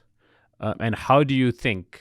I mean, we now see that there's so much hypocrisy in the world, but sort of 2 years ago, would you have thought that the global leaders, who we know are very hypocritical, would have been able to sort of allow and sort of embrace this hypocrisy? So I don't know if it's willfully or just so nonchalantly, but they have embraced it, and that's what matters. It's not nonchalant. I mean, that is an absurd description for anybody who wants to pretend that. They were sending weapons every day. Israel couldn't have done what it was doing without the weapons being supplied. And as you pointed out, there was huge public dissent. It was not, there is an argument to be made. I'm not saying it's certain. There is an argument to be made that Kamala Harris lost the election because of Gaza. There's evidence. I'm not saying it's definitive evidence, but there was a huge public reaction. It was not easy. At a certain point, President Biden was being called Genocide Joe, and he was not happy with that title. So it was a very conscious, willful decision by him, by Anthony Blinken, by Jake Sullivan. I would say the complicity began.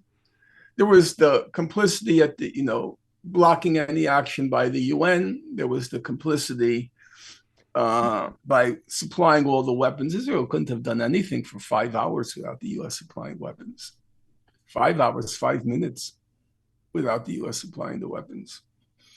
And the media complicity to me, to my thinking, the media complicity begins with a very simple fact. Anyone who described what was happening in Gaza as a war was complicit in the fabrication, the propaganda.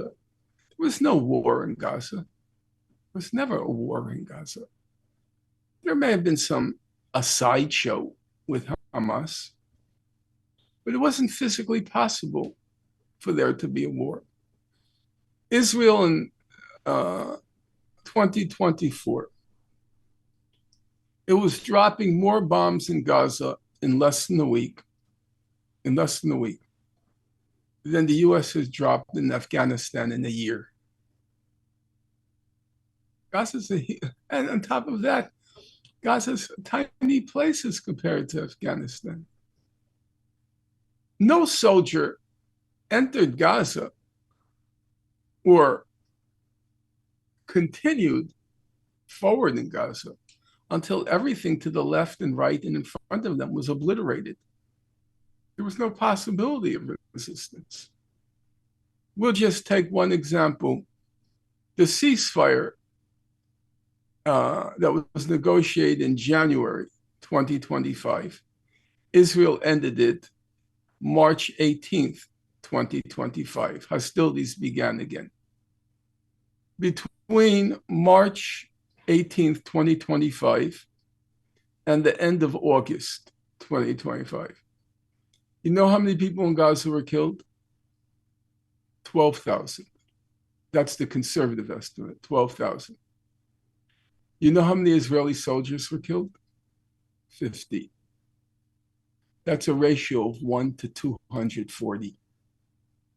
Does 1 to 240 sound like a war? Or does it sound like an extermination?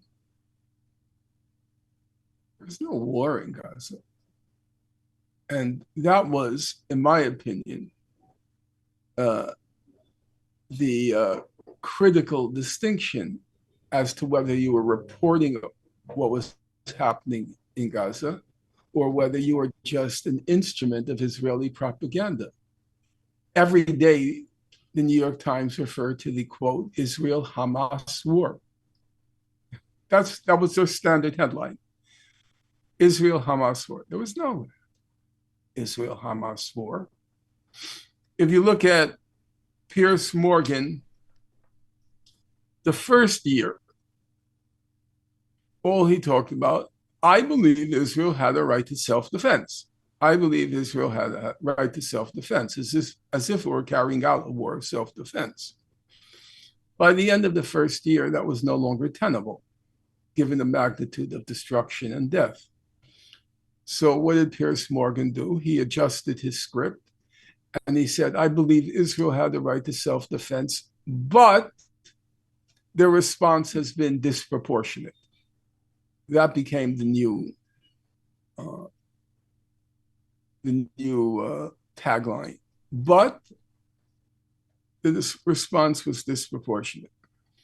Under international law, do you know what disproportionate means? It means you're targeting a legitimate military site, let's say combatants in conflict or a munitions dump. You're attacking a legitimate military target, but you killed too many civilians. The target was legitimate, but the number of civilians you killed in the course of targeting a legitimate site, the number of civilians you killed was excessive, disproportionate. That's what the principle of disproportionality means.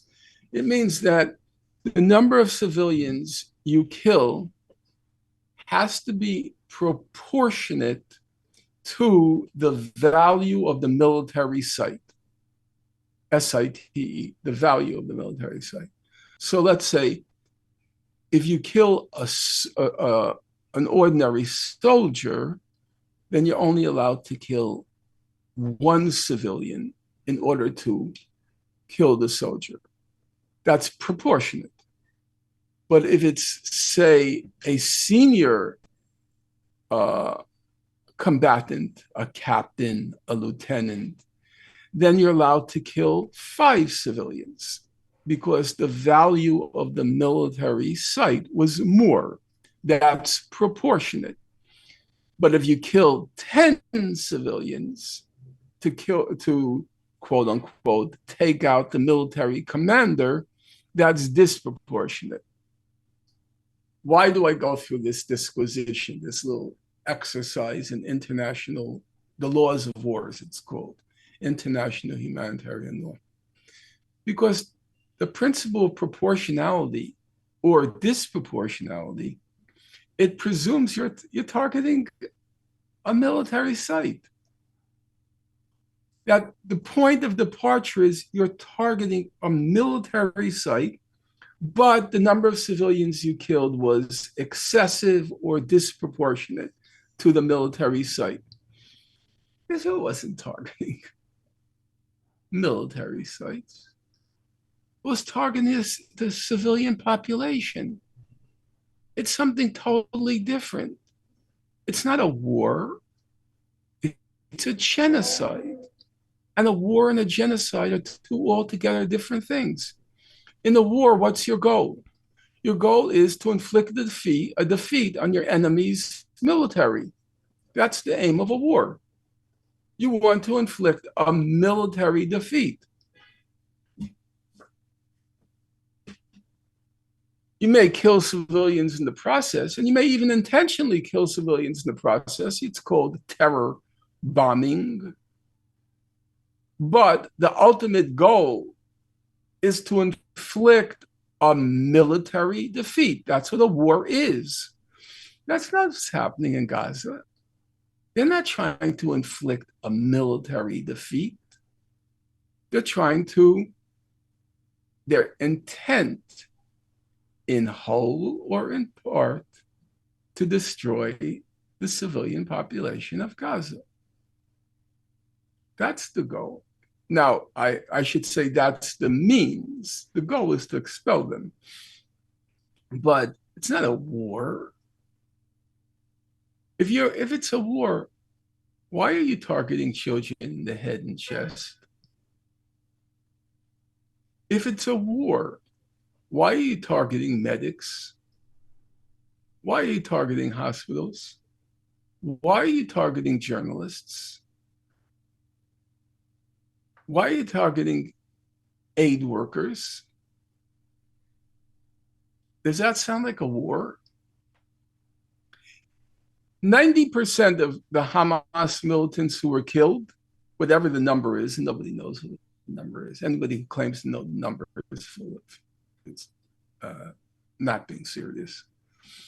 90%, you know how they died? Not in battles. Let the viewers ask themselves a simple question. Can a single viewer name a single battle? Can a single viewer name a single battle? Can you name a single battle? There have been no battles in Gaza. Just hasn't happened. So that to me was the litmus test of whether you were a propagandist or whether you were accurately reporting what was happening. It's whether or not you described it as a war or a genocide. That was the breakthrough of the South African delegation to the International Court of Justice. They were the first official body. Now everybody says genocide, but remember, South Africa, they submitted their statement December 29th, 2023. It was very early. And they were the first ones to try to break the mold of Israel-Hamas war. I said, no, it's not a war, it's a genocide. Issues like proportionality are totally irrelevant. Proportionality presumes you're targeting a military site, but you're not targeting military sites. And it took a long time for the international community to come around to the fact that this is not a war, this is a genocide. Something very different. So in my opinion, anyone and everyone who described this as a war was complicit in the Israeli propaganda campaign. Earlier on, you mentioned, and I'm not asking this question to dispute the timeline. So it's not forget about the timeline. But just earlier on, you said that, Netanyahu, in 2 or 3 years, what he's done will be forgotten, and he'll be seen as the Yeah. great victor. No, I Well, mean, not necessarily. yeah, As yeah, I yeah, said, yeah. no, Sorry. he is a dyed-in-the-wool Zionist. I don't use Zionist in a negative sense. I don't. I wrote my doctoral dissertation on Zionism, so I know something about the subject matter. He deeply believes, he's absolutely, totally sincere in his convictions. He's a very committed, convinced Zionist, and he wants to be known as the person who liberated the whole of the land of Israel. So, so, That's what he wants. so the And I question, think it's yeah. So, mhm. so the question is, how do you think? And I mean, I know that I'm pretty sure that given the history, again, there's going to be a lot of skepticism. But how do you think his eventual manifestation or his victory of creating a greater Israel will impact the Arab region and the Arab streets? Look, there was a time when the Palestine cause resonated throughout the Arab world. It had what you might call symbolic veto power. They didn't have really an army. They carried out some spectacular guerrilla actions, but they had a moral power. They had a symbolic power, and it was quite powerful. They could foil the plans of Arab leaders simply by denouncing them, because there was a resonance in their cause throughout the Arab world. But now we had Iraq, we had Syria, we had Libya, we had Yemen. They all experienced horrific crimes and tragedies. And so the crime and tragedy of Palestine, it has now loomed much less large, because people are preoccupied with their own destructions. In the past 2 years, the only two reactions in the Arab world were the Houthis and Hezbollah. Otherwise, there's been nothing. So I don't think there is that degree of care and concern that there once was, because the horrors of war have been visited on their own countries. There's been nothing. The Houthis have been genuinely heroic. I know they're brutal. I know many Yemenis. In my city of New York, every grocery is owned by Yemenis. Yes, we have what's called a segmented labor market. That means a certain ethnic group, they're all the cab drivers. Another ethnic group, let's say the Albanians, they're all the janitors. In every building, it's Albanian. And the grocery store owners are Yemeni. And I speak to them all the time. Most of them are very anti-Houthi, except they honor and respect the solidarity of the Houthis with the people of Gaza. Everybody does. I've been in, I won't say which, but I've been in the offices of Arab states at the UN, and I've spoken to their legations, and they will never criticize the Houthi support. They'll criticize the Houthis internally in Yemen, but never their support. But that's it. The Houthis and the Hezbollah tried. And otherwise, there's been nothing. You have any doubt that once this horror ends, within a week, the Saudis will sign an agreement? Of course they will. The only thing the Saudis and the Gulf states are worried about now So yeah, there's an element of worry. They could see that you can't coexist with Israel unless you're a slave. Israel will not accept you, not as an equal. They won't even accept you as less, less than equal. You have to be a slave. They only want slaves. That was the message when they bombed Qatar. You have only one role to play in this region, and that's to be our slave. And so now some of the Saudis, they begin to worry that Israel has too much power and that we will be reduced to a cipher, we'll be reduced to a zero it's just going to be what we say goes, meaning what Israel says goes. So there is that worry. But solidarity with Palestinians, no. In the Arab world, no. Where do you think that worry or that quagmire kind of will lead the region? I mean, its leaders and also its people. I think one thing we can be certain of, don't make predictions.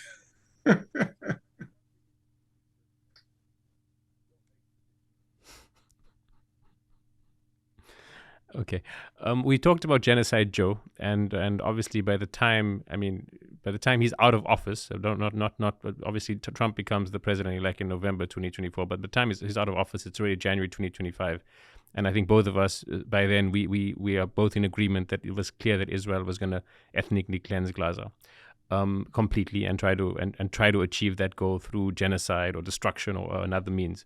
But do you think Trump's arrival has made a difference, or actually it's just more of the same and it's just more complicated for the Israelis to navigate? Obviously, Biden wanted some cosmetic changes in Israeli strategy, and Trump doesn't much care. He doesn't care about the optics. The bottom line was mostly the same. It has escalated. It has escalated, though not as much as you might think. Yeah, it's weird. It hasn't. I mean, it has because of starvation and sort of the crushing, but there was a lot more bombs dropped and there was a lot more people killed and a lot more, I mean, everything that's occurred in the last year wouldn't have been able to be possible if Gaza wasn't leveled and so much destruction was created. Every word you just said, I totally agree with. The starvation, if you remember already in November 2023, Human Rights Watch put out a report saying Israel is using starvation as a weapon of war. It took longer to set in, but reading closely the human rights reports, they said that the infrastructure that had been set up, since 1948, the UNRWA dates back to the early 50s, late 40s, early 50s. And the degree of cooperation among the people of Gaza, the sense of personal human solidarity was such that the most egregious effects of this starvation policy, they didn't set in until belatedly. So it had already been a policy, but it didn't set in until they didn't start talking about literal famine in Gaza until maybe a couple of months ago, maybe 3 months ago. The issue of, as you know, there's this very complicated system of starvation, famine, and it's this highly sophisticated computational system. The famine didn't set in maybe 4 months ago, but that wasn't so much because they miscalculated as, and I hate the word, and Sarah Roy of Harvard made me hate the word, it's because Gazan society proved to be more resilient and robust than people had anticipated. So it was able to withstand the starvation methods of Israel.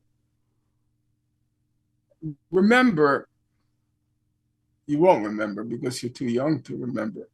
Already in 2007, Israel had imposed, it's written out a policy of they calculated the number of calories each person of Gaza needed in order to physically survive.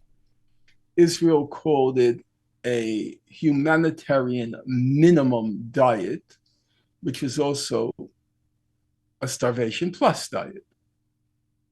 And they calculated how can we keep them at this starvation plus diet, and they described it as keeping the economy on the precipice of total collapse. In order, because they wanted to get the people of Gaza to overthrow Hamas, and that's how they thought they can do it.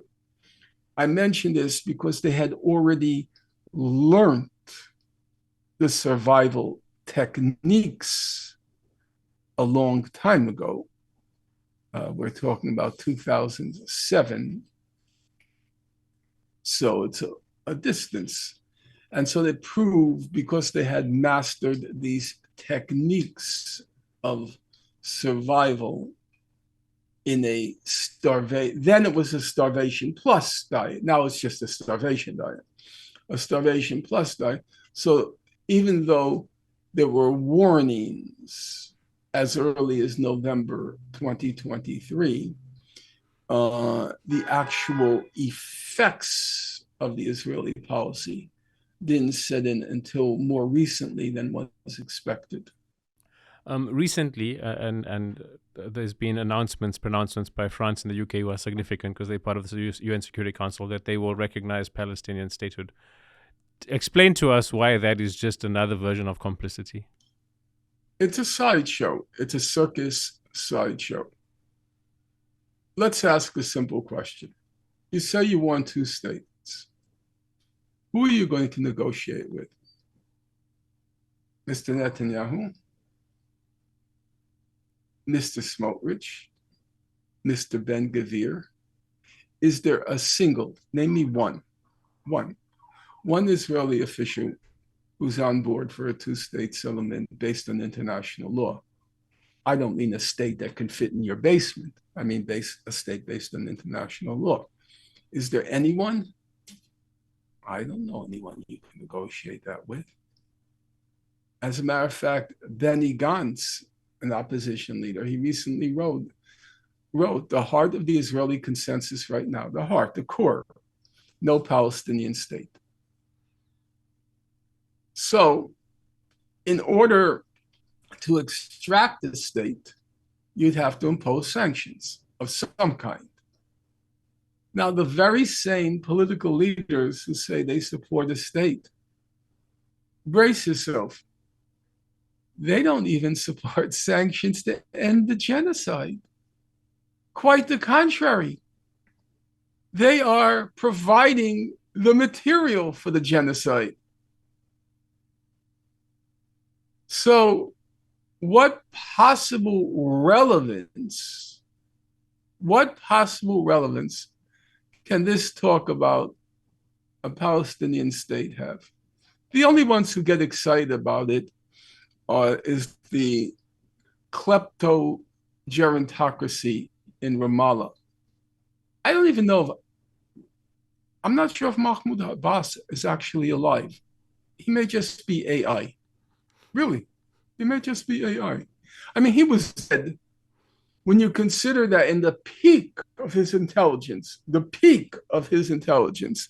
he wrote a PhD in East Germany saying the Nazi Holocaust didn't happen. That was the peak of his intelligence. These are just kleptocrats, crooks, a gerontocracy, nobody there under 114 years old. Most of them, I think, are they've been stuffed by a taxidermist, those um, animals you win at a circus or a play at a amusement park. And so they're so stupid. I mean, it's breathtaking when you read the internal reports. They're surrounded by all these flunkies who tell them, Mr. Abbas, you're so important. You're the most important person in the Arab world. And he eats it up, because he's brain dead. He always was. They're the only ones who get excited by the talk of, why? Because it means more money for their Swiss bank accounts. That's all it is. You know who is most rooting for the defeat of Hamas? The most, not Netanyahu. Well, for Netanyahu, it's not even about Hamas. It's about people of Gaza. It's the Palestinian Authority. They've always hoped and prayed during every single Israeli killing spree. They've hoped and prayed that Israel will get rid of their enemy. They're so small-minded. A little mafia. You know how mafias compete for turf? Just two mafias, they knock each other off, break each other's kneecaps. That's all the Palestinian Authority is. A little mafia, a mafia in a little town in southern Italy. That's their mentality. Imagine a mafia in a little town in southern Italy. And that's the Palestinian Authority. They're the only ones who care. It's a fact. You've mentioned previously in many interviews that your litmus test for like the case that you always try to use when trying to convince people about the Palestinian and Israeli issue would be international law. Now, we've seen in the last 2 years, and it's not the first time in history that international law has been abused, but it's been completely disregarded. And to the point where the U.S. president is openly calling international courts basket cases, sanctioning them. So, would you say that still holds? That's one question, and the other one is, can we come back to some form of international law? Like, do you think, can you see a future where there'll be some legitimacy to international law, or is that period post-World War II now coming to an end? There's no set in stone formula in these situations. During the 1970s, for example, international law played a relatively small role in international politics. If you recall, which you don't because you're too young, that era was the era of national liberation movements. It was the era of struggles for independence, self-determination. The main actors at that point on the international scene were countries like China. Now, China had no role. It wasn't even in the UN. But it's, if you might call it, it's not a great choice of words, but it's ethos. Mao Zedong was famous for saying, political power grows out of the barrel of a gun. That was the famous quote from him. That was the mindset of a large part of the non-European world. It was a different international law. Nobody cared. I was a young radical at that point. We never talked about international law. But that era passed. It passed. The era of national liberation movements, most of which turned into a disaster. If you look at, from my youth, Angola, Mozambique, Eritrea, Ethiopia, all turned into complete disasters. So that era passed. And then the language that seemed to dominate the international scene, for better or for worse, the language that seemed to dominate the international scene was the language of international law. Now, at this particular moment in time, obviously,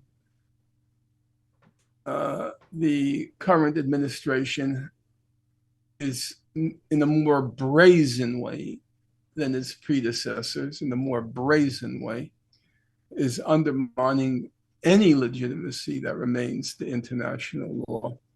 But I can't predict what will replace it or whether it will bounce back. I don't know. I can't predict that. I'm not wedded to international law as if it's Moses and the tablets.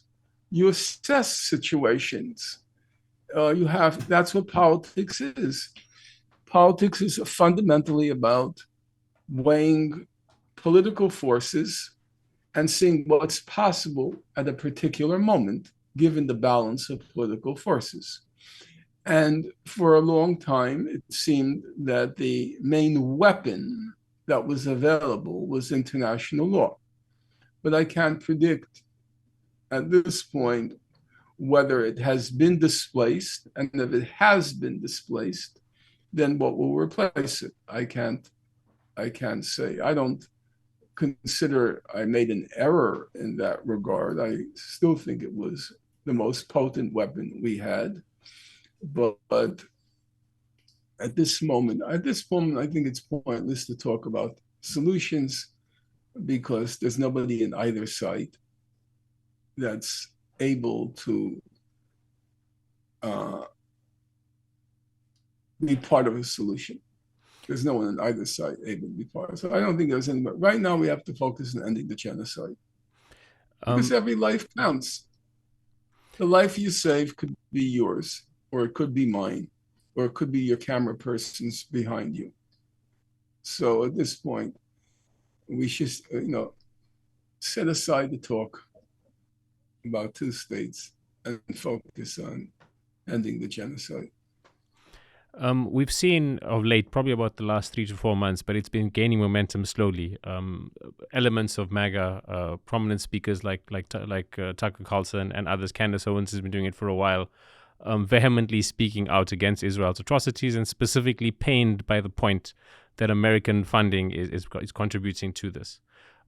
What's your interpretation of how that element of the right will sort of, do you think this is a permanent shift? Do you think Netanyahu will still be victorious and then it will be forgotten? Do you think American support, the essence of the question is, do you think it will be, can continue, American support for Israel is still sustainable in the long term, or no, not really?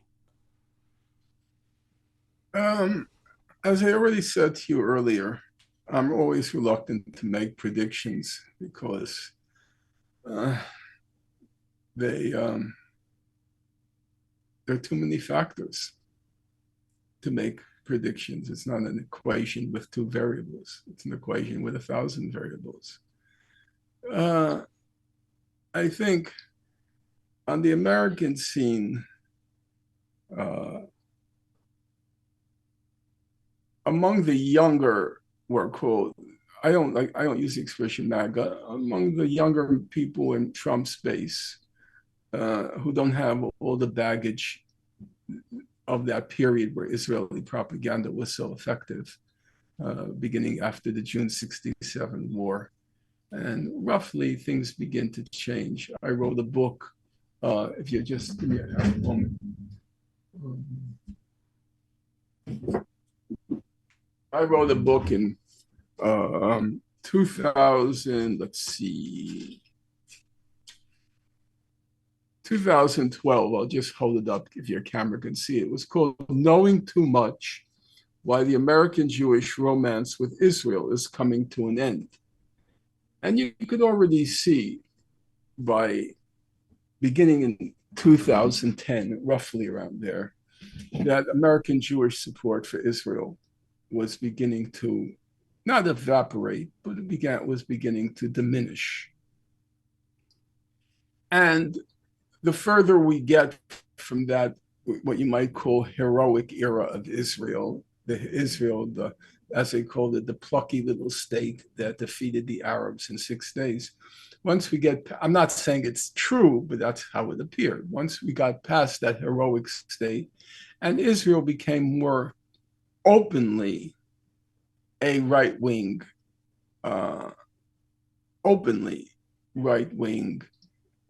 state. You're too young to remember, but Israel was In its founding, it was a member of the Socialist International. It was a left-wing state. They had institutions like kibbutzim, cooperatives. They were seen as at the left end of the spectrum.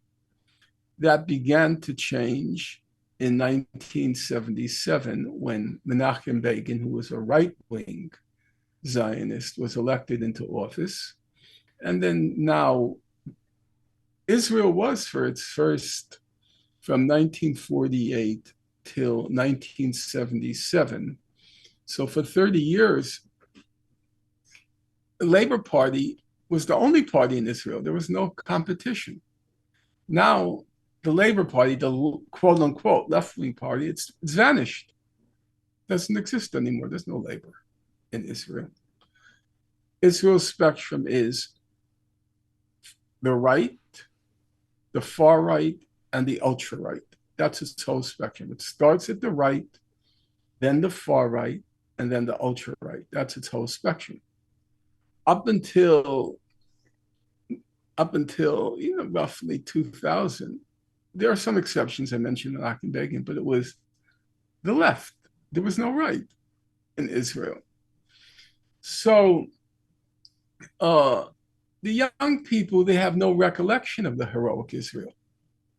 Their recollection is just versions of the ugly Israel, very ugly place. So if you look at the support among Republicans in general, support of Israel is still around 77%. It's very high. But if you look at it at the young people, the people who were Charlie Kirk's constituency, yes, then significant doubts about the wisdom of supporting Israel began to set in. And in my opinion, this is a very large topic, and I'm going to have to get off because this is going on longer than I think either of us expected. This is a very hard thing to say. One has to be very careful and cautious in language. But American Jews are very powerful. They're very powerful. They have the two elements of power. They have the money and they have the organization. You can have the money and have no organization, and then you have no power. You know what's the second wealthiest ethnic group in the United States? The Sikhs, S-I-K-H-S, the Sikhs. Believe it or not, they're the second most successful ethnic group in the United States. They have no organization. Jews have a long tradition and history of organization. So they have the wealth and they have the organization. So that can be a factor for good and it could be a factor for bad. And now it's become a very ugly factor in American politics. The Jewish supremacist billionaire class, they were behind the biggest assault on academic freedom in our country's history. They were able, through the sheer exercise of their wealth, they were able to depose, oust, not one, not two, three Ivy League presidents. Nothing like that has ever happened in American history. Harvard, Claudine Gay, University of Pennsylvania, McGill, Columbia, Shafiq, and presidents are still being removed. The president of Northwestern just had to quit because of the pressure. So they're behind the biggest assault on academic freedom in our country. And then there are all sorts of assaults on freedom of speech in our country. All the laws that they're trying to pass, the adoption of what's called the International Holocaust Remembrance Association definition of anti-Semitism, which is just blind support for Israel, the anti-BDS legislation, the feeling of being muzzled, stifled, suffocated on our college campuses. Students and faculty across our country are terrified of saying anything about Israel, anything critical of Israel. Remember, the encampments began, believe it or not, the encampments began more than a year ago, the spring of 2024. After they were crushed, a whole academic year passed. Without anyone saying a word about Israel on college campuses. Not a word. A new academic year has begun. The one that began in September. And they're still terrified. There were students who were expelled, students who were denied the right to attend graduation, foreign students who were picked up and disappeared, and that begins to foment a resentment against Jews. And the right wing, which historically has played the anti-Semitism card, you feel that the attacks coming from certain individuals who I'm not going to name, you feel that some of the attacks are tinged with the anti-Semitism. But the anti-Semitism was, in large part, you reap what you have sown. They are creating it because they have so much power, so much money, and they carry on in such a ruthless, cavalier fashion, threatening everybody who gets in their way. These Jewish supremacists who they do believe Jews are better, Jews should be in charge, and we cannot do, not only we don't do any wrong, we cannot do anything wrong. They believe in the secular version of the chosen people. They really carry on like they're chosen. And that is now evoking a reaction which has, as I said, there are tinges of anti-Semitism there. There is a problem. For Jews, we're talking about now. There is a problem that's being created. I see it. It's pretty obvious if you're not blinded. So I don't believe there was any problem with anti-Semitism at the encampments. I read all the reports. There were quite a few, Columbia, Harvard. I read, and there were several others. There was no anti-Semitism there. The Columbia report's 314 pages. You can place it under a high-powered microscope or magnifying glass, whichever you prefer, whichever metaphor you prefer, and you won't find anti-Semitism in that report.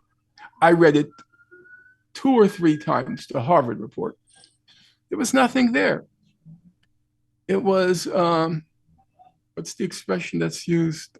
A nothing burger. It was a nothing burger. And they knew it was a nothing burger. So they redefined anti-Semitism. And do you know how they redefined it? They said, for the purposes of our report, anti-Semitism is when Jews are being excluded from social life, extracurricular activities, where they feel excluded, where Jews feel, F-E-E-L, feel unwanted. unwelcome, unsafe. So the core of the Harvard report was Jews, in particular Israeli Jews, are being shunned. That was the anti Semitism. They're being shunned on college campuses. And the report says our college, meaning Harvard College in this case, it must be inclusive, it must be pluralistic.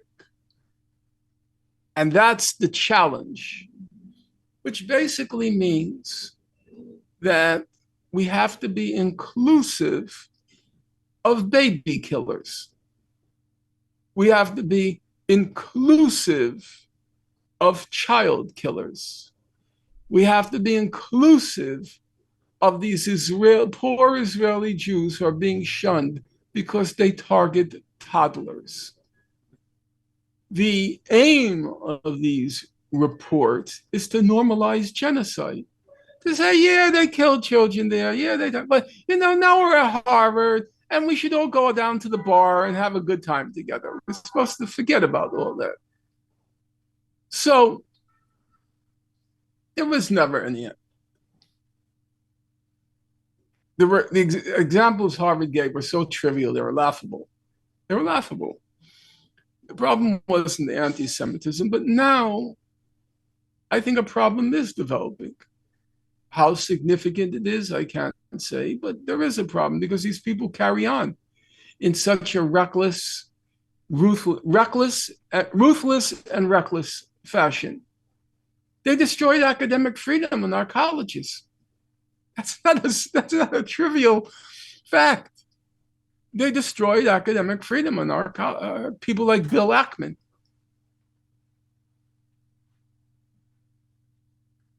Because they had so much money. If you read a Harvard report, they describe one Jewish alumni, gave $200 million to Harvard. A second gave $300 million to Harvard. Ackman gave $50 million. It's money. I know for a fact, but I can't tell you how I know. Somebody expressed regret to the president of U of P when she lost her job. And you know what she said to him after he expressed regret? Quote, money talks. That's it. They threatened to withhold the alumni contributions. Money talks. So,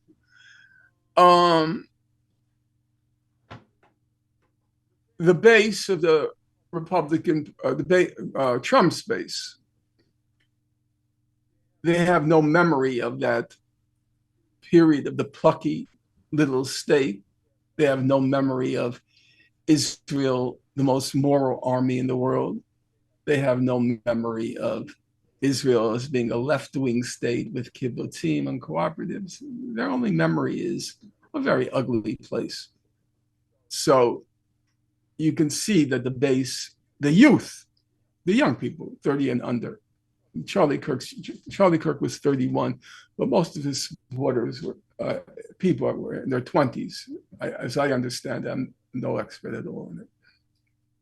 So they became restive about what the Israel was doing, and the top people, some of whose names you mentioned, but I don't want to get involved in these internet wars. That's not my thing. I don't want to get involved in them. But some of the people you mentioned, you could see around the edges, there's some anti-Semitic, as they call it, dog whistles. It's a problem. Okay, I don't want to. And I think we're going to leave it at that, because otherwise I might die a natural death. Now, I know that will do great things for your ratings, but that's not how I want to go. Uh, Norman, before we start wrapping up the interview, you're about to publish a book, release a book called Gaza's Gravediggers, an inquiry into corruption in high places. Can you just tell us a bit about it? Yeah, the essence of the book is very simple. You can't bring back the dead. That's obvious. But you can hold the perpetrators accountable. The perpetrators in the first place are obviously the Israelis and the Americans. And the Israelis, I want to emphasize, I'm not talking about the state. It's the whole of Israeli society. And the Americans, here I think it's correct to say the state, because the public opinion has clearly shifted against what Israel has done and the American support for Israel. But there were other actors. There were other actors. And what I look at are the actors in the International Court of Justice, people like the former president of the International Court of Justice, Joan Donoghue, who was an American. The International Criminal Court, people like Fatou Bensouda, the former chief prosecutor. The current vice president of the court, Julia Sabatindi. I go through, also Sheryl Sandberg, the former chief executive of Meta. Pramila Patten, the Secretary General Gutierrez's special representative for conflict-related sexual violence. I go through all of these. It's a rogues gallery of persons in high places who facilitated, abetted the genocide in Gaza. That's what the book is about. You said we're running out of time, and I thank you for your time. So just a final reflection before you go, and again, like you can do abbreviate this because I appreciate your time. But if you do want to speak for longer, I'm not going to stop you. But just final reflection, any thoughts you want to share? But specifically, I think the Palestinians in Gaza have been genocided over the last 2 years, and it's been heartbreaking. But at the same time, it's probably been miraculous for you. It has been for me, seeing their resilience at play. Just what's your reflections on that?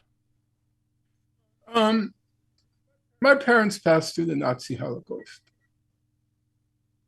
And one lesson I learned from what they told me, there's no silver lining in a genocide. And we shouldn't go there. We can acknowledge as I said, Sarah Roy taught me to hate the word, the resilience of the people of Gaza. We can acknowledge it. But there's something, I believe, let's just call it inappropriate, about trying to look for a silver lining in the genocide. My mother, she acquired a lot of wisdom and insight into the human condition from having passed through the Nazi Holocaust. But if you asked her, would you be willing to forfeit all that insight and wisdom and not pass through it? I think she would say yes. So I don't want to contemplate those sorts of questions as in, but isn't there a silver lining? No, there's no silver lining in a genocide. Professor Norman Finkelstein, thank you so much for your time, and best of luck with everything, and we'll probably speak to you again at some time in the future.